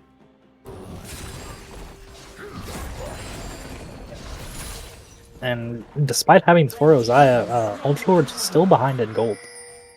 So, just and right now, a big engage happening right onto him, and they're gonna try to finally get this Darius sent right back to the base. But unfortunately, the heal coming from the Q and taking the Hextech Gate to be able to get out barely, chasing down. But Ventus is there for backup. Ventus actually being able to use the skill. Shutdown going over to Jazz Dad, taking him down like a Nautilus should, and Nautilus always does. Chad's dad at it once again with the shutdown. Jad's dad trying to not steal the kill that time, but ended up having to pick it up at the chase down. Well played there. It's whatever had to be done. They had to send the Darius back to the gray screen somehow. Nautilus always gets his. Yep. He's trying to make sure he gets those 5 kills. Confirmed, yeah. Kill confirmed. But yeah, everything pretty even now. Small advantage for Ultralords now, so... Yep, they were able to shift that right back over to their side after those kills being confirmed for them. And again, the Xayah actually showing the advantage here, you know, being able to step up, not really too worried about the Janna Sivir combo, knowing that they can't really engage onto her. She's able to just cleanly farm that wave. It works out. Everybody just hanging out, waiting for the next dragon, most likely. I do think for Ultralords, just having this huge Xayah is going to be really nice with their big front line. So yeah, definitely going to be. Once we get the team fights, I think they're going to be looking pretty good. And Xayah is quite good against Darius Udyr too. I think, especially with Mixer rushing the demonic first, is going to be pretty squishy for a very long time against the Xayah. True.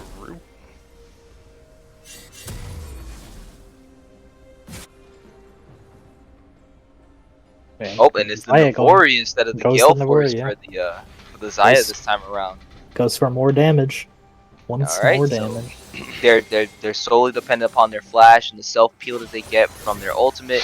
That's gonna. I'm very curious to see. Like, we're gonna have to look at these damage charts at the end and see if honestly if the Xayah does her job and really carries this game to the end.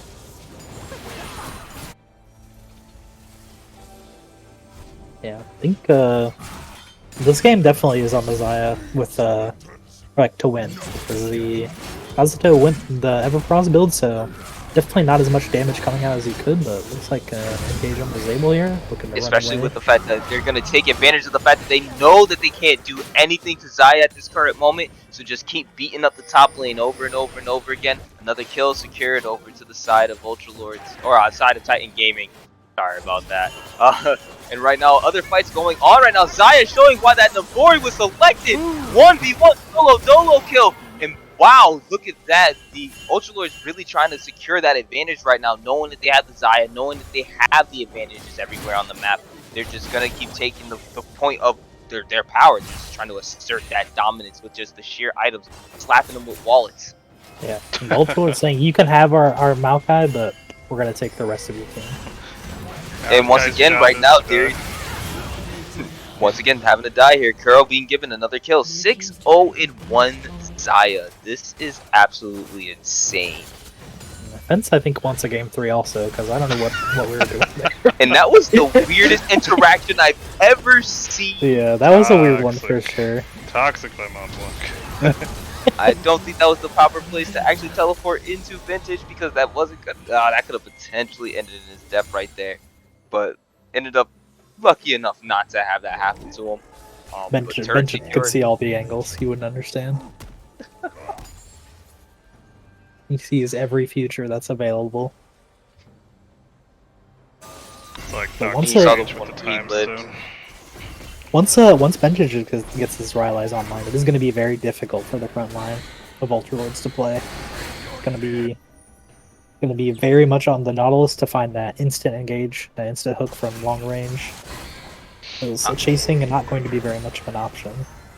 Malzahar is going to be like an unseen poke advantage that they're going to have once they get to the later part of the game.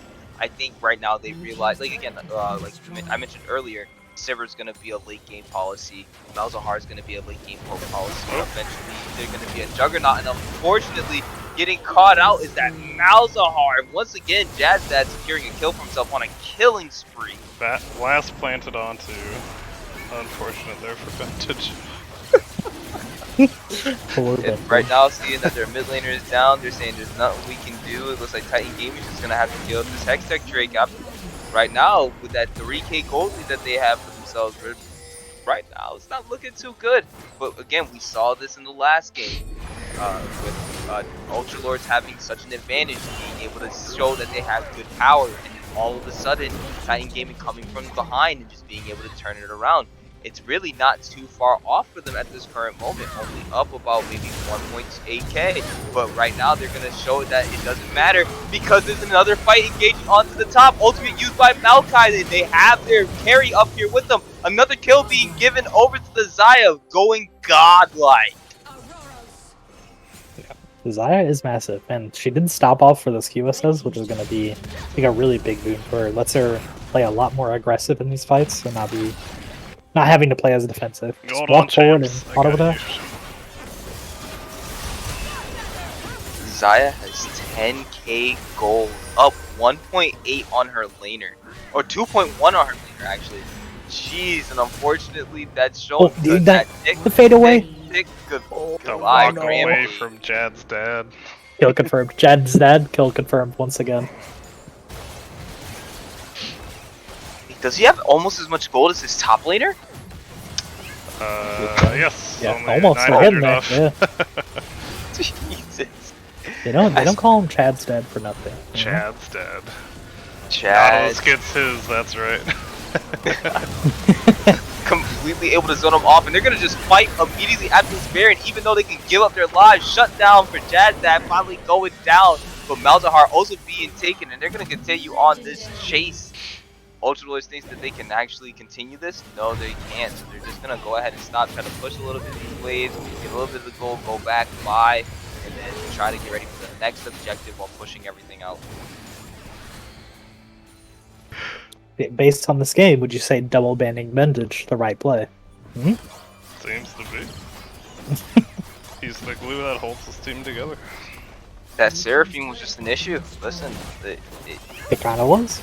I won't lie.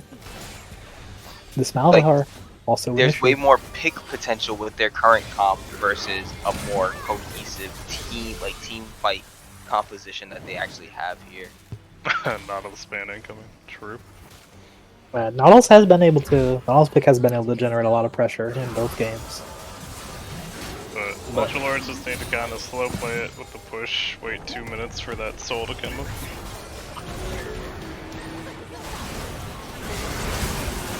Right now, it's looking like Vintage once again getting caught out by the Ari on the right side. Right now, Kazuto being able to slay down Vintage. Flinzy being slain down by Poppy. Double kill for the Ari, killing down Sivir and getting the charm. Is it going to end up being a triple? No. 1,000 gold shutdown to the Udyr. And even getting the double kill as well on top of the Ari there. They were able to at least stop that little bit much, take away some of the Baron buffs. But right now, with the Maokai as tanky as he is, it doesn't matter. Jana's also going to go down. Vixper being the only one left alive, so he's going to try to be the sole hero. First going in on the Nautilus, the Udyr is going to try to do his best to take him down, but I don't think it's going to be enough. He's at least going to get taken down, but he's definitely taking someone with him. Right after taking down the Nautilus, he keeps chasing him, and Udyr has way more power than we were expecting because he's also able to take down two without dying. He's going to continue to chase down. I don't think this Maokai has the ability to be able to get away. Vintage coming in from the top, being able to land some spells down. Hopefully Vintage is able to get a much needed kill for himself to try to help himself get back into this game. And that's actually some crazy return kill on the back of Vixper and Vintage. Very smart by Vixper in the 1v3 to go for the carry first and take out the Nautilus. Yeah, really smart. Actually, I was just gonna say. Really smart dire priority. He said the CC problem, and oh no, not again, getting caught up again. Vintage, no. We got charmed right after we ulted there. That's really unfortunate for Vintage. The self-cancel by Kazuto with the charm timing. Mm-hmm. And now Dragon spawning in 30 seconds. They're gonna look for the soul.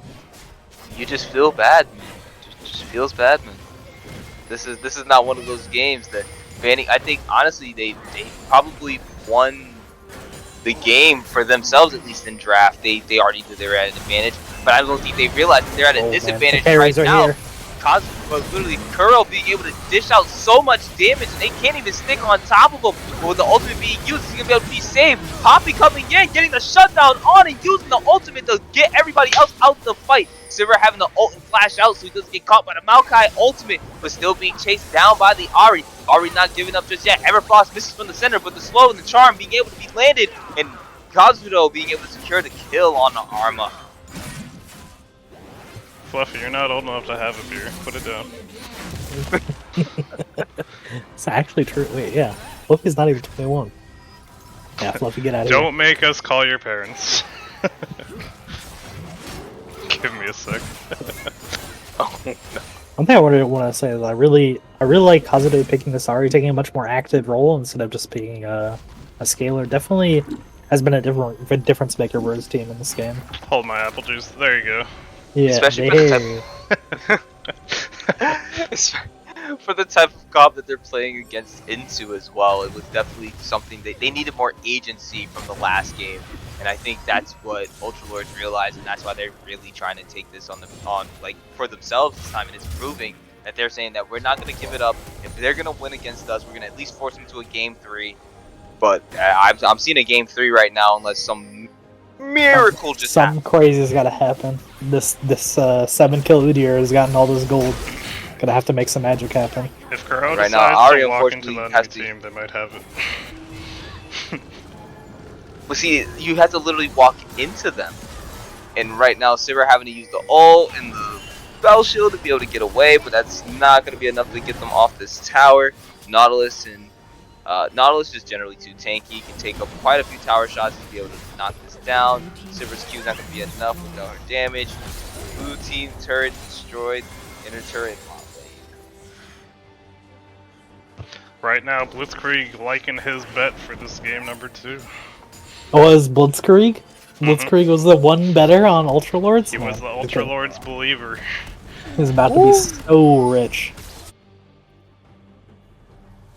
Oh my gosh, Fluffy with 5 more tier 1 gifted subs. The Madman says this is my number 1 spot. Yeah, ain't nobody gonna gift 2 subs and be ahead of me. Try to take him out. Who's brave enough? Zol only makes me proud with his Poppy. Oh yeah, you're gonna love any game that KB is in, Malco, since you like Poppy, because he's a Poppy savant. Yeah, a bit of Oh, that's a gonna be Poppy fun in to any watch. role kind of angle. Unfortunately, I think he's still playing AD carry, so a little bit less Poppy action. We're gonna but- pull out the Poppy bottom one of these days. Okay, I'd love to see it. Just make him play support that one game. It works. You're using the Amazon gift card? Well, thank you for using the gift Which card gift on card on subs. it? Okay. We appreciate it. Giga Chad Trinity Fluffy needs to Duck. run for their life. That was a lot of applesauce you could have just had instead of. Oh, the charm missing from the Ari. But right now, Flimsy's gonna have to run for their life as well, considering the fact that the entire team is starting to engage on them. And I don't think Malzahar's gonna be able to get away from this. Once again, caught out, wrong place, wrong time, and you have to go down. See, KB confirming he played the Poppy bot already, so it's the tech. Okay, well, yeah. Oh, It definitely feels bad as the Darius to have people running at you and you have to sprint away. Normally you're the That's one tough. trying to run into people. I feel really bad for Titan Gaming right now. The game is really being lost to them, down 4.8k gold, having to really sit here and just know that the Baron's being taken. But with this Poppy and this Zaya as far ahead as they all are, there's no way that they were going to be able to contest this objective. Well, then Vixper looking for the split push. Kind of a scary play. He's trying to open up the gates. Yeah, Yeah. the And gates. right now, fortunately, they're trying to close those gates on him because there's no way. Is he going to be able to get out of here? Nope. It's Now with rude. the whole team, entire team being able to collapse on him from behind the inner turret. Kuro securing himself another kill. 10, 1, and 8 for this Zaya right now. I don't know about you two, but I could hear Trick2G saying "I can't move" the second the Maokai stunned him or whatever. I could literally hear it. Right. And that was literally a clip straight out of his videos. Yeah, he's pulling out the Trick2G playbook, but not opening up the gates enough. Yeah. Literally Gates just, like, still closing, magic. unfortunately. I love the fact that these guys are giving us some seriously intense games. These are some bangers to watch, bangers to cast. We got the TP coming in, it looks like, from Maokai. They're trying to really Oh, end hit the this flash game. The Malzahar? ultimate coming in, but Yeah, gets unfortunately, the kill. Kuro's taking Arma able to kill the Ari from out of nowhere. Not exactly sure how it happened, but I don't think that's going to be enough because these turrets are just getting knocked down so quickly. The Nexus is now exposed, and I don't know if Ultralords is going to be able to go ahead and take it from him. Not with a big old Darius trying to chase after you. The Feather Storm comes out, the Feathers pulled back in, and I think this fight is going to be able to go over to the side of Ultralords. They can't get on top of the Zaya at all. And because of all the feathers coming out, the damage being dealt out, Papa being able to peel. Actually, look at the fight being turned around. Udyr jumps on top of Zaya and is now an ace going over to the side of Titan Gaming, which is absolutely insane. One of the major miracles that they needed. This is another situation of an open Nexus leading to a big fight that ends up for them winning. Yeah, Udyr respawn there, really powerful. This runs out is dummy thick. You just gotta run up the Zaya forever, and they are able to pick up all those kills. Oh, we've got the new copy pasta. Thank you, Fluffy. We appreciate all the players in the league as well, and it's always fun to cast games, especially when they're bangers like this one. Yeah, that Nautilus is Nautilus pretty is classy. correct. Yeah, No, that champion's gotta go. Ban that champion. No, he's gotta go. I honestly feel like people who really play Nautilus are just too good, and they just need, like, if you know that they're gonna be consistently picking it, just ban it. Because and right now this Elder Drake, This it is where looks like that Titan they're gonna Gaming could just take let it. it go. Titan Gaming is really trying to make this work. It's down to 3k, locking down the Ari, but I don't think there's enough damage being done. Charm being used, and the objective was secured by the blue team. This is the absolute time to fight. They Oh, need they're to be able to fighting make into something happen, but I don't think it's gonna be enough. Ooh. Shut down on the Sivir, and then immediately going down as well as Vintage, and then all of that work to secure that Elder, meaning nothing to them, because 4 being left alive on the side of Ultralords, while 1 being only Vixper alive on the side of Titan Wait, what Gaming. the fuck? I'm sorry, but this is the end of the game right here. Open Nexus, only 1 alive. I don't think there's a 4v1 chance coming in from this Udyr. Really smart play 41 there. with Elder though. Thoughts? He's trying. They're gonna. Looks like they're gonna give him the chance. At least they're not even hitting the Nexus. They're just gonna give him the chance to fight. And it looks like right here we're going straight into a game 3. Well played. Now we are. Ultra Lords gonna get those silver scrapes as we move into game 3. Yeah. Ultra was looking pretty ultra that game, for sure. They prove why they put the Ultra and Ultra Lords. Yeah, the Ultra Lords did a very good job adapting to that game, banning the Kale and the 47 Sapien. Thousand damage. Yeah.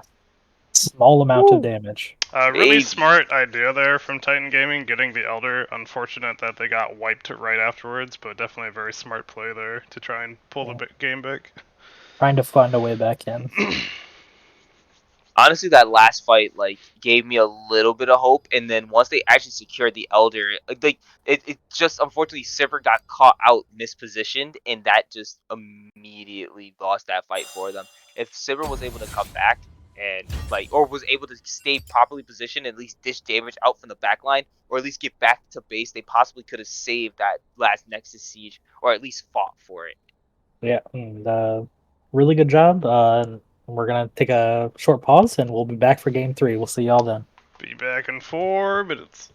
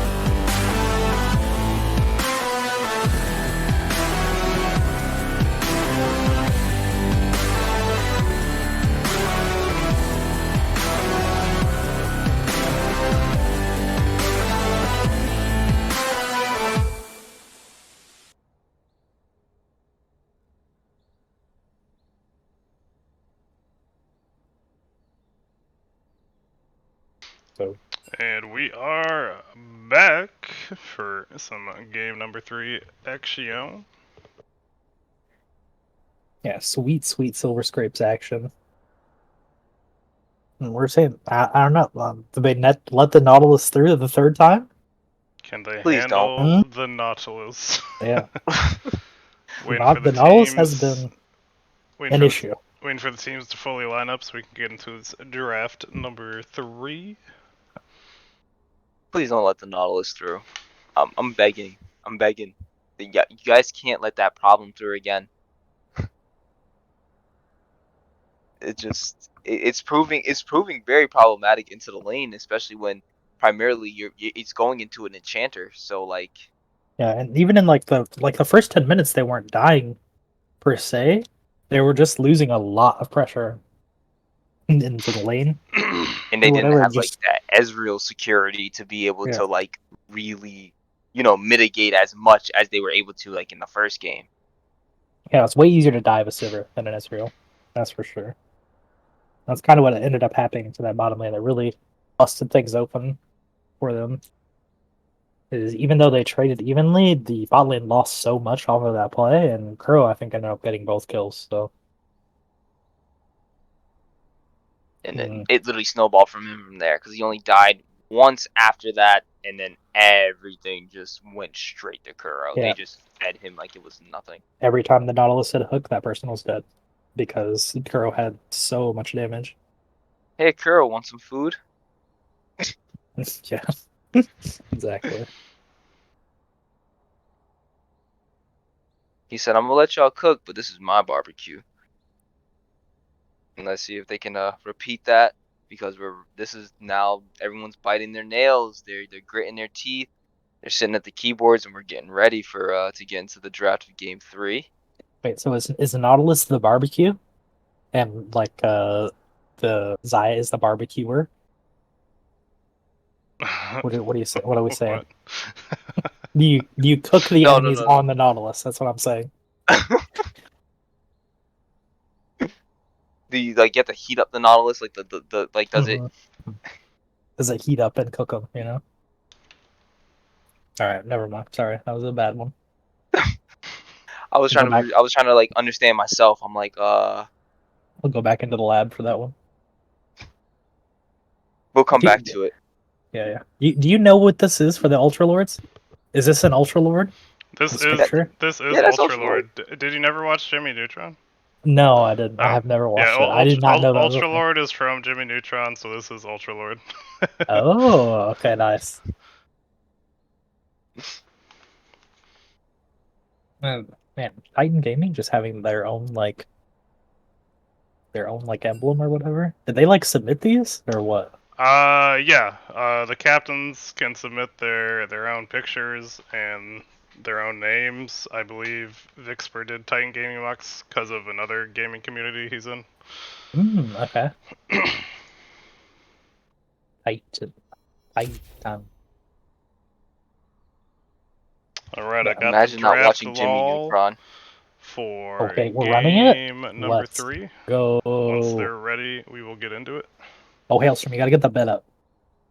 I don't know if it's Yeah, already up. I have it ready. Okay, nice. Last time I posted it right after the draft, so Okay, makes sense. expect it mid draft to drop for anyone out there looking to bet on game number 3 in this hype series.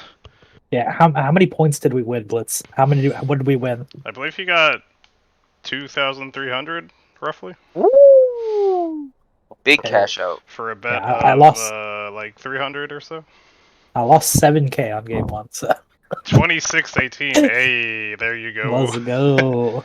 Why did I feel like you just punched me in the gut when you said that, Mont? Yeah, we lost a lot of points on game one. That's okay.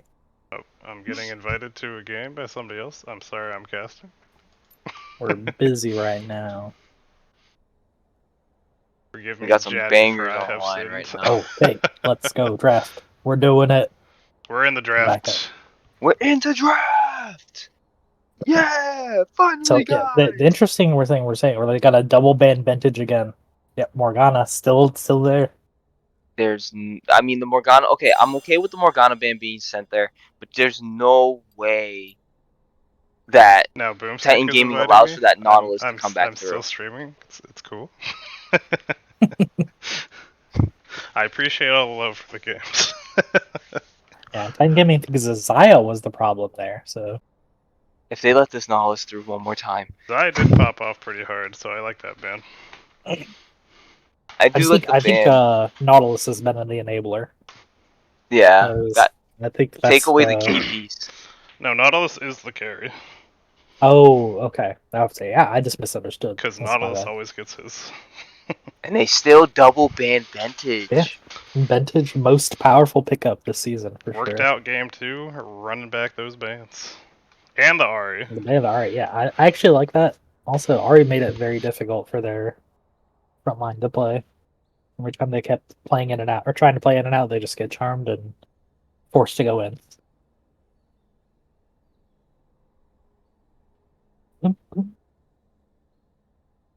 So they at least they're banning out their problems, forcing the who they consider the problematic players to do something else. And I'm glad that they're keeping on to that Kale. Oh wait, no, yeah. This- Other side is banning the Kale this time around. No, that's the same. It's the same. Still the You're same? switching. Yeah. It's No, the I know we same bans swapped as sides. last game. Yeah. Titan Gaming was the one that picked the Kale. Yeah. Okay. So yeah, we're still keeping the Kale on the same side. Got Yes. it. Yep. Yeah, that's up. We're good.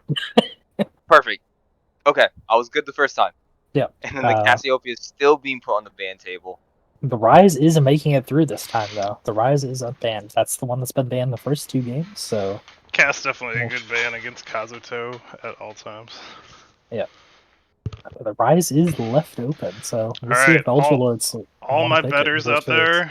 there, the bet is coming through right now, and you have 5 minutes to get your bets in. Oh, and Kaisa's also been one that's been banned periodically as well, Yeah. too. So Kaisa left that up. now also making it through. Wow. That. Uh-oh. They left it open. They left the Nautilus open. You're right. You're right. The Nautilus is open. Kaisa Nautilus. Oh no, this is not gonna be good. Unless if they steal it here. MF. No, go with the MF and Mumu. A very potent combo. The green jungler. Or the support. Could be a support still. Could be a support. I do think that the jungle role is much better for a Mumu right now. And they pick up the Nautilus. Yeah. Yep. As a shock to no one. Green junglers.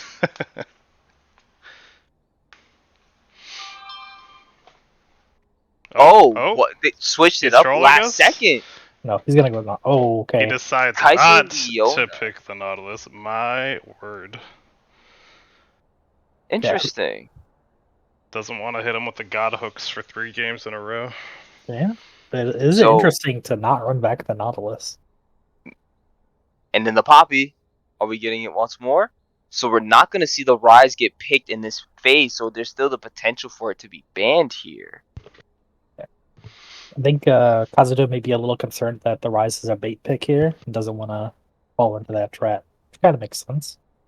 We got But what other one picks could bet potentially- down for the Ultra Lord so far. And the Udyr, possibly once again. So now we know it's the support Amumu it's looking like we're running into. I guess Titan Gaming saying we need a little bit more engaged this time around. And I guess they're just thinking the Amumu was the answer. Yeah. They're running the Udyr support. This is a Trinity Amumu support, I think is what I'm seeing here. This is definitely going to be a first for me. I don't know about any of the viewers, but...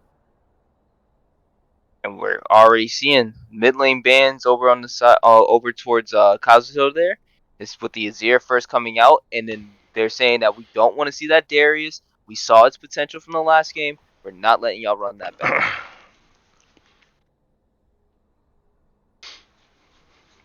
Yeah, interesting if they ban like Rise or Victory here, because those are 2 more champs from Kazuto that we really enjoys. Opts for the Vladimir. That was another ban as well, and I think game 1. So they really want him to pick up that Rise. And then another Irelia ban once again. Rise definitely a more like lower impact early game champion, so maybe that's kind of what they're looking to put Kazuto on, just somebody you can't make as much of an impact in the early phases of the game. He just does so much late game though, and it's like he shouldn't Do you wanna really really run get that punished. So we'll see if he's feeling it or not. Vigar Optimo for Vigar. vintage. The timer should be long enough. You'll probably have like a minute or so by the time the draft ends.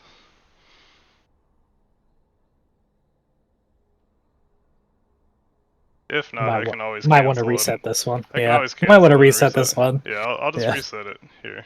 because it's minute 30 and the draft's not even done yet. So Alright, delete. Everyone gets their points back, and then I'll start it up right after draft ends, so everyone can stop their bitching. yeah, because we still have spectator delay, so there's still going to be a lot of time before the game actually Yeah. starts. Want And some serious Kazuto points to opts throw for the around? Kassadin. Happy to do it. Kassadin, Kisante. Kassadin, a very good pick into the Vigar, has that shield Yeah. and scales harder, I would say. And the Kasante, once again, Kazuto trying to run back that game 3 Kassadin carry from last week as ooh, well. the Gnar! That's gonna be rough again in that top lane. Yeah, it's definitely a rough matchup for the Kassadin. And we did not really cover that in this champ select, but I'd game Mox being on the red side, having that counter pick for top lane.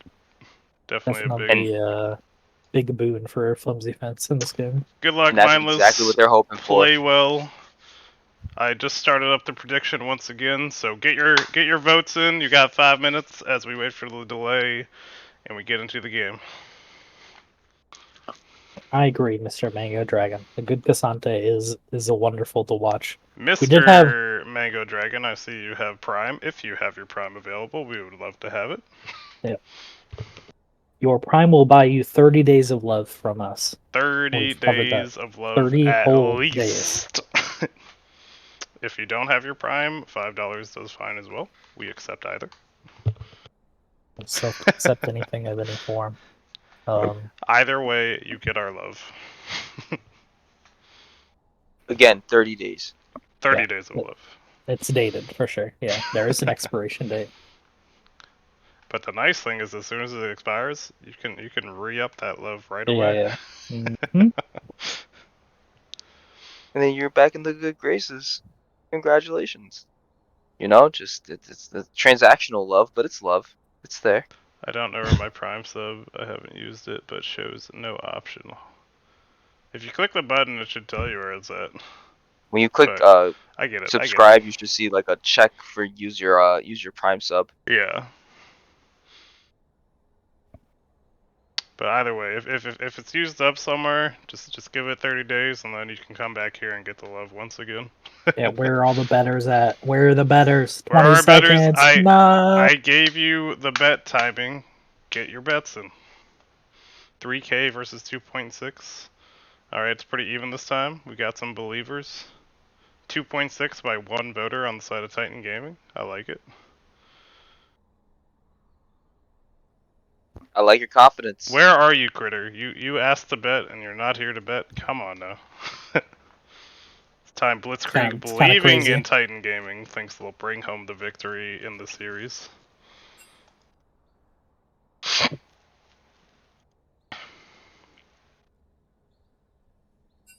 And voting is closed. Let's get ready. Getting to Oh, the okay. picks Tournament draft. by them right now. Oh no! We're not even a spectator delay. Alright, it's gonna be a It took them a little bit to get lined up. Maybe someone had to use the restroom. Forgot to vote. Ah, you can't forget to vote. Come on now. Next time. Darn it! You gotta remember to vote, people. They restarted like 2 times. This is why actual U.S. elections only get like 40% vote participation, because people forget. Come on now. Don't be a dope. Go vote.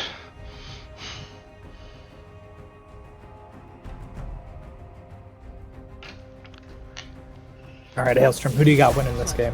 Who do What I are you have? Think what I could offer. I mean, they didn't pick the Nautilus on the side of Ultra Lords, and it seems like that was working for him. I was looking for my Prime. Oh, that's fair.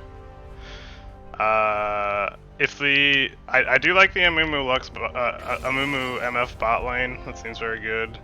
I think they still have the issue with the Udyr where he has to run at them, and they have an okay amount of CC. So I think I'm favoring Ultra Lords for this game number 3. What about you? Me? Yeah. I would have to agree with you. I think Ultra Lords have the advantage in each aim select. Their comp I think is easier to execute. I think the MF ultimate has to land in a pretty big way for them to have a pretty good team fight. Their AoE's like pretty lacking unless they get kind of like a good gnarl, but a lot of their team is just relying on people to have really good individual plays, I think. Yeah, I think the big thing for Titan Mox to win is they just need Flimsy to destroy on the Sonar. Yeah. Which he is known to do every now and again, so. Yeah, for sure. I think for what it is, one thing that they just got to be wary of right now is this Cassidon for their squishies, because listen, you can have a very easy to execute comp on the side of Titan Gaming for the most part, but like the real only like securable, like guaranteed securable CC you have on this Cassidon is probably the Udyr and Amumu ulti. So like I'm actually I'm gonna be watching this Cassidon closely, because I think that's where we're gonna have to be extremely wary here. Yeah, and even if you do manage to catch them in that mid to late game, you're going to have to deal with Hourglass, Seraph's Embrace. You have all these like defensive tools that the Cassidons that you're going to have to burn through, even if you're able to catch them. So definitely, I think a good game to be a Cassidon. Game. This is definitely one, if this one had to be a 50-50 shot, I would definitely say this is the game to say there's a 50-50 shot of who actually wins. Yeah, I think it'll be on Mumu to kind of lock down the Cassidon late game team fights for them to blow him up. If the Mumu's diving as Cassidon jumps in the back line, he's gonna have a pretty free reign. And we're also seeing Trinity on a tank, normally on what looks like enchanters and casters. So this is going to be very interesting, because we've already seen that Nautilus has proven now you have more guaranteed CC from the Leona, not having the stipulation of, you could potentially have a minion block your way. Definitely able to play what more I feel like Jad wants to be able to play like, and that's just significantly like, just out there in front of their face how he's been playing with that Nautilus. Yeah, and something that is worth saying, I think, is Trinity hasn't been on a champ where she can really punish Jad's over aggression with the Nautilus either. Because there's definitely a couple spots in the bot lane where I think he was overstepping a bit, but unfortunately they had Janna support, so couldn't really punish the Nautilus for overstepping. Right. But in this game, this mummy is definitely gonna manage you. We'll Gonna see which manage you. support gets the better CC. I like to shut him down early from Mango with the RN instead of an M. I like it. Shutting her down early. Yeah. Shut right now down early. But yeah, I think if they stay pretty even and the Mumu has good engages, Titan Mox can get into some good team fights. But we've seen from game 1 and 2, it stays fairly even, but that also gives Kazuto some time to scale up on the Cassidon. So Yep. we'll have to see how the pressure comes in. Thank you, Boosted, for the Prime. We appreciate it, and you receive our love for 30 days at least. At least 30 days, indeed. Congratulations on your newfound love. I hope you use it wisely. And, I mean, this Vigar also was going to be scaling up. Your old Bentage here. We'll see what Bentage is able to cook up this game. I liked it too, so I'm glad you sent it.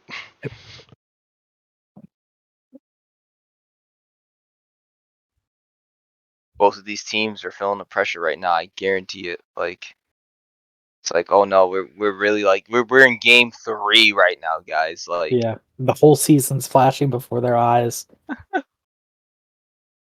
Hands are shaking on their keyboard. It's rough out here. one team has the potential to go for a 50-50 record. The other one's able to finally put themselves at like a more winning record and continue on with like a what's it called? A little a little chip on their shoulder that they have that little extra win on top of their losses. So let's see what we can get. Titan Gaming really looking to get that you said they were 3-2 right now, so looking to get that 4-2 record, which would be pretty nice to have. But I'm sure Ultra Lords would definitely love to get that to be officially in the standing on that 3-3 record. Oh yes, for sure. Ultra Lords also last week, taking down the other undefeated team till they beat them. So do we got know a what big the win. do we know what the bar we have to get for playoffs is? Basically, for our playoffs, you just have to be the top 2 teams in your region. Oh, okay. So right now, if Titan Gaming Mox wins, they'll have a game lead against the other teams in their division. Which, I mean, you'll love to have those. I gotta look at where Ultra Lords are at. Ultra Lords, right now pretty secure for a second place. If they get the win, they can close the gap for first against Rolling Stonies. Yeah, I mean, it's the regular season. All the games matter, and they also kind of don't. You know, just got to get enough games to make playoffs. But I mean, all the games matter in that sense. So As long as you make it, you're good to go. yep. And right now, you see the pings coming out. You see the wards already being dropped. Basic lines of scrimmage being set up by both teams. I don't think anybody's gonna want to risk trying any invade. I mean, both teams have decent invade teams, but I don't think they're just calling it, saying that we're gonna handshake this beginning part of the game and just kind of make it run it a little bit easy. No one wants to lose in the first 2 minutes. I agree, Mr. Mango. In the team fights, either they need the big Moo ult to start it off, or they need to just peel for the dive. But they could also have the Gnar jump in and start off the fight, so it's okay if they're peeling. Just gotta see where the carries go. Cowards. Actually true. Yeah. No invades. How dare. Yeah, first game invade was very interesting. See how Zabel does in this matchup. Didn't have the most fun against the Kale. I think Gnar is a little bit better, but still annoying because you're melee into ranged. Yep. Yeah, but with the Gnar having to manage its rage bar and everything, it is still a little bit more manageable for the Cassante in the matchup, because eventually there will be those times where he can breathe, voice crack, where he can breathe because of the fact that it's now the melee range. Oh yeah, for sure. And already we have a full-on engage and nearly taking out Trinity already. Trinity going back in with the Q, but not being enough, having to jump right back out again with the flash to not avoid actually dying. Wow, that was a lot of damage dealt in the bot lane right there. I appreciated that one where Jad's dad went a little deep. Sorry, I'm gonna do this so it doesn't keep pausing. Oh no. Because we're about to see another one go right back in again in 3, 2, and he goes right back in, stun secured, double hit down there, and first blood going over to the side of Kuro. Kuro really trying to put that dominance down immediately first in this game. Yeah, Jad's dad went a little deep on that first fight, getting the tower shots. Then Trinity trying to stun him under tower, went back in a little deep and had to flash out, and they make her pay for it with the kill. Yeah, the Cuban flash out I think is a trick she learned from me actually. That's my signature move. The classic move. But Jad's dad's showing I don't need Nautilus if I'm on another hook/CC champion like Leona. I can do the same. As long as it's tanky and has CC, we'll make it work. Yeah, I agree, Dragon. If MF had shot the Nautilus while the towers hit him, might have been the first blood right there. Yeah. But it's that quick game time decisions where you gain and lose the little leads.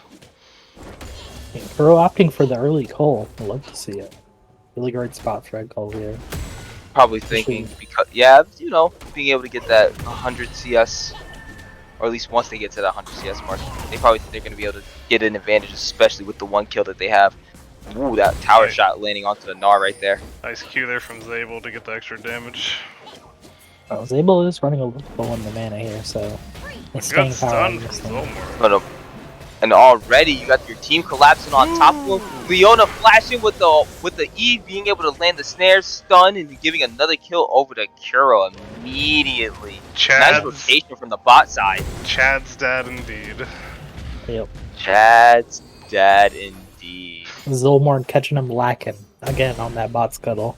And Kuro once again getting very big in this early game. Already 2 kills. Yep. It's like right now I think right now Zol has the read on Vixper and kind of like what his habits are. And nice little damage put down onto the Leona, but not not really gonna matter too much on the tank. Mid lane's looking pretty even. Right now everything's a little bit slow, but unfortunately a gank happening, the flash having to come out, flash right in front of the Vigard, being able to push him back, and there's no way he's getting out of here. Kazuto being able to slay down Vintage, sending him back into the gray screen. Zolmor out here trying to make KB proud once again on this Poppy jungle pick. And the Poppy has been pretty big. I want you to know that early kills for his team. Zol has done that flash in front multiple times consistently. The cleanse used by the NF trying to get away from the Leona, but being able to be pushed out back under their tower as Kuro asserting the dominance once again and just trying to dish out that damage as much as they possibly can.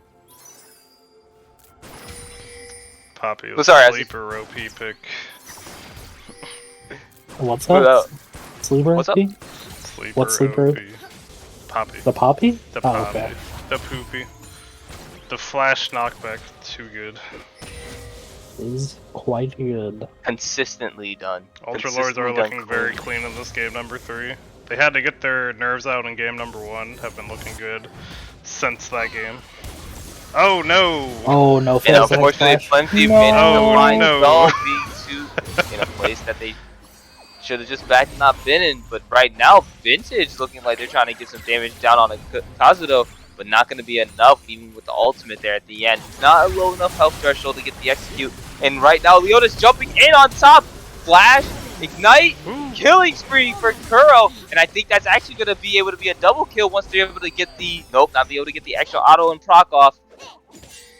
But Kuro already 3-0 on this Kai'Sa that's been banned the last 2 games. They didn't want him to have him, and now that they got him, look what's happening here in this bot lane. Yes, Kuro very good on that Kai'Sa.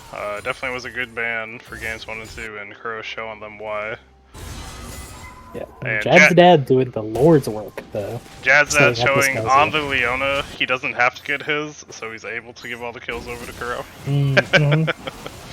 Actually, Maybe, the upgrade Like, of the support.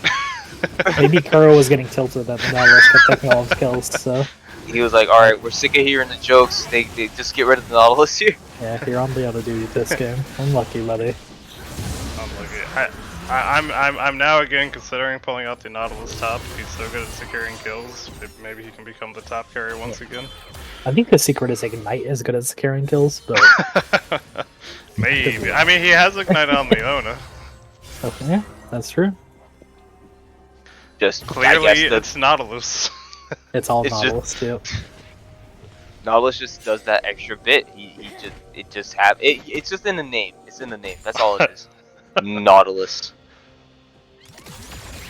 Sounds like Mr. Take Your Girl. Just hear that name. You roll up into the club. You meet a guy. His name is Nautilus. What are you gonna do? Babe, we're leaving. Hey, I'm gonna actually name my first kid Nautilus. You say, I'll babe, use we're for leaving, that. and it's like, yeah, with him. And then he hooks you. He hooks your girl back in. There's no escape. Journey into the depths. Cause shit.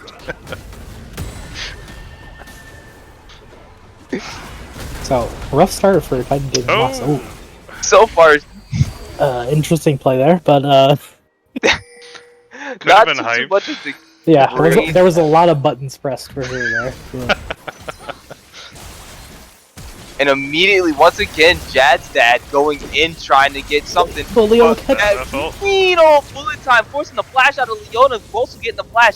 But Kuro still being able to dish out quite a bit of damage. One more charge has to still be left on the Amumu, but deciding not to go back in, knowing that the risk could potentially lead to death. It's a good try by Trinity there. Really good catch. Almost enabling a kill on Jad's dad. Showing the combo, once they have the MF ult, you get the CC, you get the full out channel. You're gonna deal a lot of damage there. Yeah, Getting something like that in a big team fight is gonna be amazing for them. Yep, Yeah, that's what they're gonna be unfortunately- looking for in this game, looking for those team fight ultimates.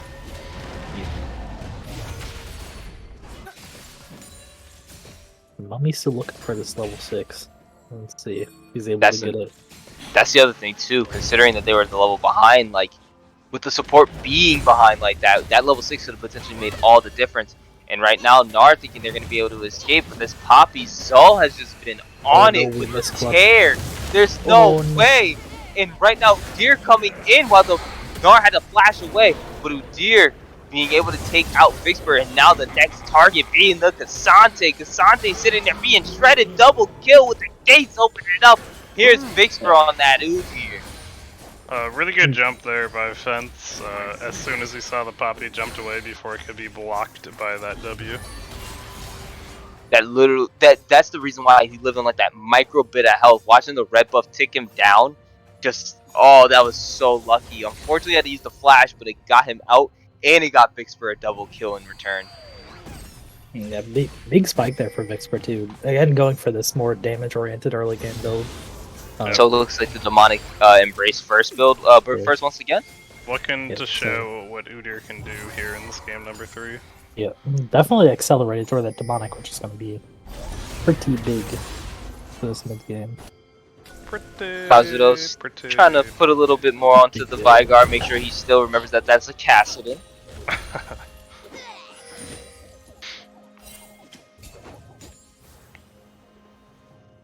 Right now, I see all the pings coming out from different points in the here. Looks like Poppy wants to do this Rift Herald right now.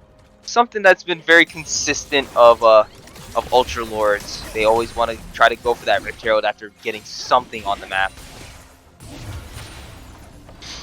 And it looks like they see that they clearly can, as Kazuto just jumps in on top of Vintage, but Vintage landing that big cage, and unfortunately the ult once again just missing out barely. Got him on very the death. low though. Probably gonna force that back and TP to pick up this wave.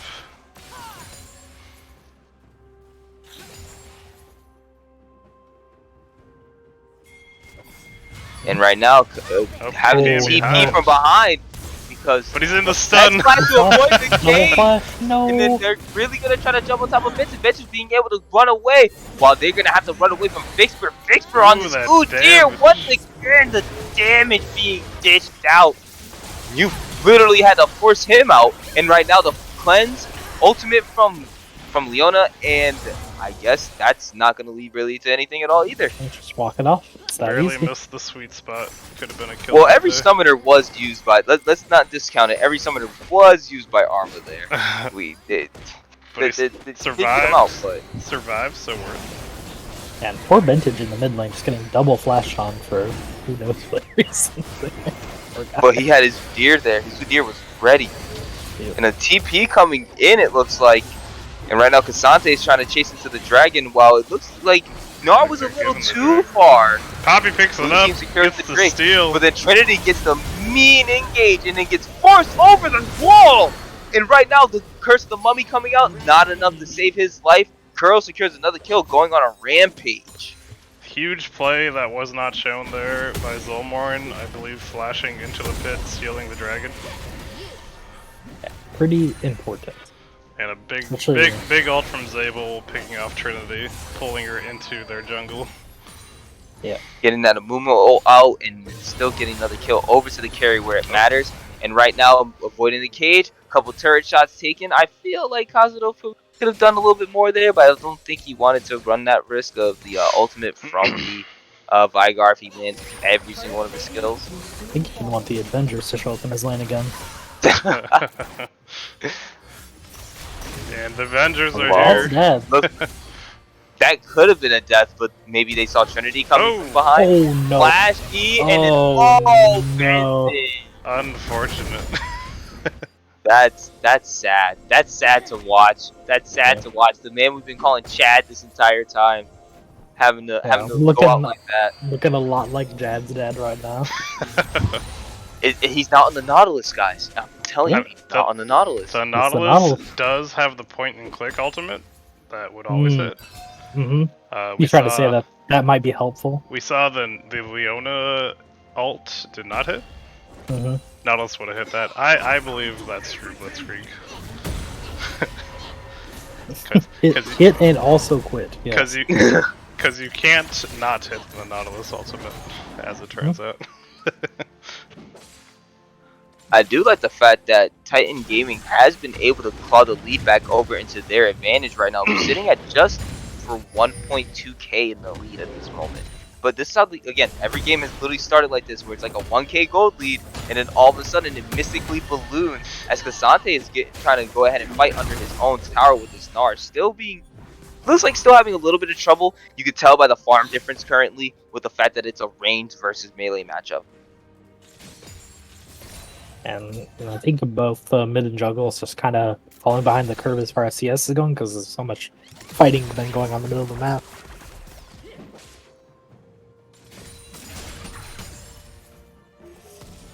Still gotta worry about this big ol' Kaisa Kuro's piloting with the 4-0 score line currently. And you know it's a problem when the Kaisa has no problem just stepping up on the fact that like an Amumu could easily CC them. But right now Udyr, never mind. With Trinity not being able to land that Q, unfortunately Udyr is not going to be able to make any real play over here. So they just have to back off. Slightly, relieve that pressure. Slightly late on that binding to try to set up that gank for Udyr. Which could have been big if they were to get that shutdown on Kuro. Especially if he was able to go towards the DMF. I don't think the bandages were ever long enough, but maybe. But you could have flash bandaged. That's true. Kuro's doing so much damage. Jeez. Even though it's not a mythic anymore, you still gotta go it first. And now we got a whole big old Fiesta going with a nice big hit. But unfortunately, Vespa being on the rampage. Bullet time coming in, and right now Arma able to get the kill for himself and having the ult in. And that's gonna be a big double kill going over to the MF. Massive play from Trinity there. Highly unfortunate for Kuro. Did not get that final auto. Dies without the trade kill. Trinity, thank you for doing such a big play right there. Titan Gaming really trying to show that they got what it takes to win a game 3. And this Cassante trying to fight off this Gnar, and unfortunately the solo dolo going to the side of Gnar. Buttons rest. Yep. Sorry. Definitely we'll just say that. But yeah, they talk about Trinity's Amumu actually. I've heard about it. Now I know. Even with COVID, she's still gaming. Trinity has COVID. Well, feel better soon, Trinity, but playing well on this Amumu. Yeah, actually just playing out of her mind on her signature mummy support. Titan good, jeez. The moment I called out the 1k gold lead, now it's all of a sudden ballooned to 5. You did say it mystically grows, and I feel like some mystical things just happen at that bottom lane. That entire time, in that big, honestly, the shutdown went to the perfect place as well too. The kills went right to the MF, and now that's being accelerated into her now going straight into what's being, I think, is Collector next. But Kuro is still a beast, and you should still be afraid of a 4-1 Kaisa, because you can just see that damage that she did alone. Oh, gets caught by the being able to get big stun by Bennett. Killing spree for Ventage as well. Poppy Ultimate coming out trying to get some of these assailants off of them, but right now it's not looking pretty good because Flimsy was still able to stick on top of them and able to kill the Poppy. They're still chasing down. Trinity being able to land the Q onto Fiona and double kill going over to Flimsy. Flimsy hopefully able to get something else. Boulder toss being landed. Bullet time coming out from Arma, getting some damage down, forcing the Rift Walk from the Kassadin. Kassadin being forced to go back to base. while they're going to turn around and Titan's going to try to secure this Mountain Drake for themselves here. Yeah, big fight from the mid lane. Once again, Bench is setting up a huge cage, gets 3 stuns off this cage, really enabling them to win that fight, and Trinity catching a kill on the back end.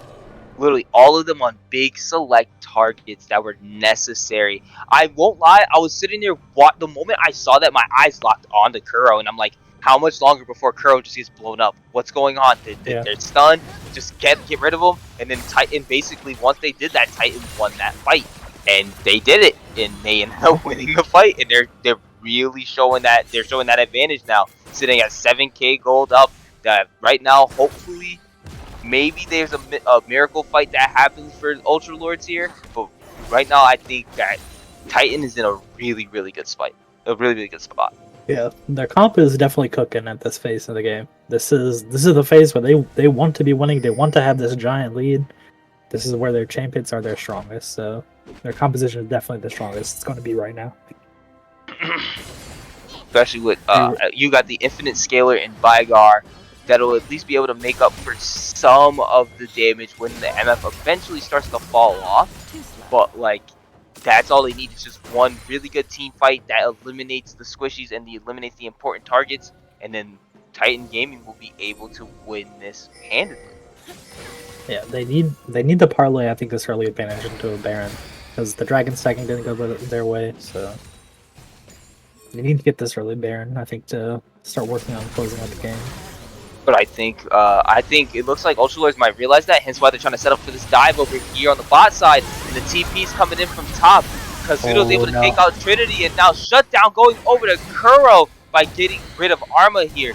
But Vixper being able to go ahead and fight against this Cassante. Cassante trying to run away, but Vintage with the ultimate being able to land on top of the Cassante, going on a rampage. Now Flimsy going ahead, 1v2ing, and now fighting off the Leona. Leona now being able to be dropped, going unstoppable, about to rage out, trying to chase after the Poppy, hitting the boulder toss, hitting them against the wall. But right now Kaisa going ahead, dishing out damage, but it might not be enough. Domination being used for Flimsy. Poppy trying to escape, running away, using the W, but the wall of missing, not being able to get the stun, but then go ahead with the boomerang toss.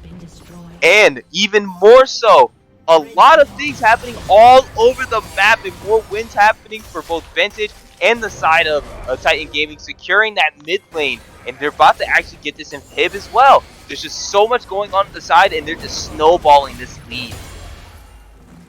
Really good split push there from Vintage. Got a lot out of not going to that fight. If you've seen this before, mid inhib wide open off of one push. You've seen this before? But both of the other games have had a similar play like this, where they just end up with an open inhib. So, and then eventually it just ends up in an open nexus, and then one side completely throws whatever fight they do, and then it ends up in a win. I've seen this before, is all I'm saying. And we've seen this where the ADC just got soloed by the top laner. Yep. Gets jumped on and killed immediately. Yeah, and that's what you get for breathing in the bot lane. Just don't do that. Okay? They can hear you if you breathe, so. You're the ADC. Don't breathe. Yeah. Right now, Ultra Lords, I hope they're able to, keep their composure. They're just trying to keep themselves cool. That's all they can really do at this point. Maybe hope for a couple picks. And right now, it looks like Titan wants to try to get this Baron. Yeah, they're forcing their early Baron this stuff. This is exactly what I wanted to see. Try to close out this game early. Don't give this cast a time to scale. Right now, he's already level 13. They don't want him to get 3 more levels on it. But, oh, geez, separating Flimsy from the rest of his team. Kaisa flying in, a lot of damage. Wall, bullet time, and this is taking a lot of time, but Flimsy going Flimsy's still living there, turning it all around while this deer is chasing after the Vintage with a massive cage. Arma taking down the Cassante while Vixper's going unstoppable, taking out the support. 3-0 over on the side of Titan Gaming, and they're going to turn this immediately into their Baron.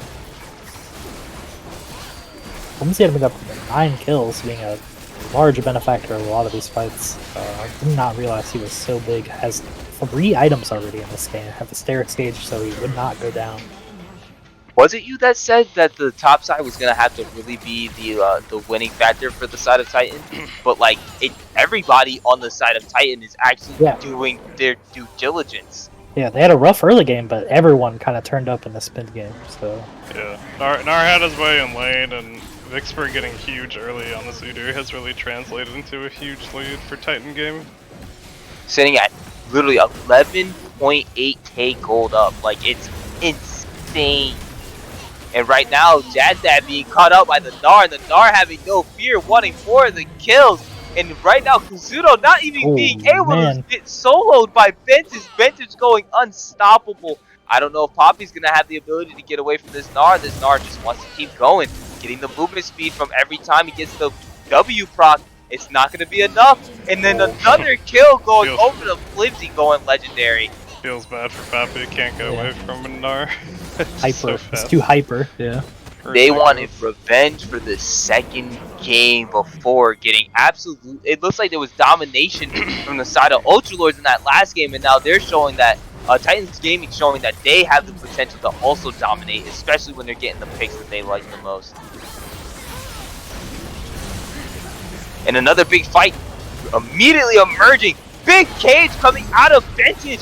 Not going to be enough, though, to be able to secure those kills, but might be enough to disengage. And bullet time coming from the side. Zabel being slain by Arma. Arma getting the double kill. And Titan Gaming just pushing forward. Kazuto, oh no. Looks like the game might have been over. Did he just leave? Because it's looking like here. Poppy using the ultimate to try to get them out. A quadra kill going over to the side. An ace from Arma. Big end to the game. Game ending here. And congratulations to Titan Gaming taking this series up in a very clean end. Oh, yeah. Quite the banger of a series. Game 3 a little less exciting, but Titan Gaming really just took the reins in that mid game and just ended as soon as possible. Definitely speed ran to the end of the game. Titan Gaming wanted to close that out, and they did it with poise. They did it with grace. Great game. I really want to definitely give some big credits to, like, I wasn't expecting the Vigar pick to actually do super well, but Vintage, great, especially against a Kassadin. That was very, very well done. Definitely, both teams played very, very well. This was one hell of an entire thing to cast. Right, I want to shout out Trinity, actually. Trinity did a lot in that early game. Too. That, like, her plays, like, really turned the game around on I want to say it definitely turned that bot lane around at first too. Yeah. Like having the courage to re-engage even on low health, knowing potentially you could die, just to make sure that your bot laner secured the kills that were necessary. Amazing. Yeah. Really being a team player there, and that's honestly what ended up winning them the game in the end, is them having the ability to really play as a full team. Yeah. 5598, nice, dude. Big winnings for Blitzkrieg today. How many points are we up to? The points. How many points are we at? We're like 70K or something.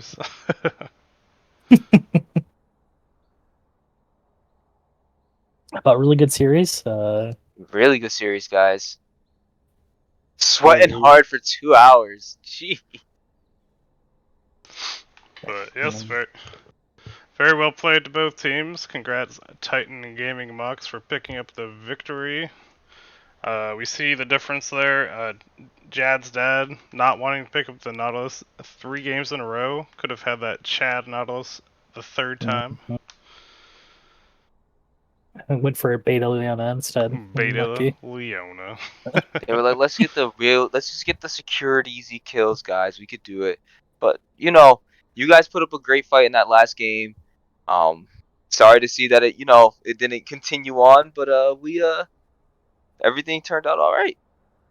Congratulations to Titan Gaming. I can't really say much else.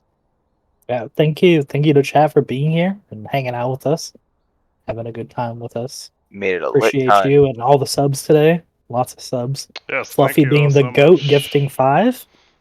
6 total. 6 total, yeah. But thank you all. We appreciate you. We will catch you next time for more League of Legends action. Have a good night. Good night, everybody. Peace.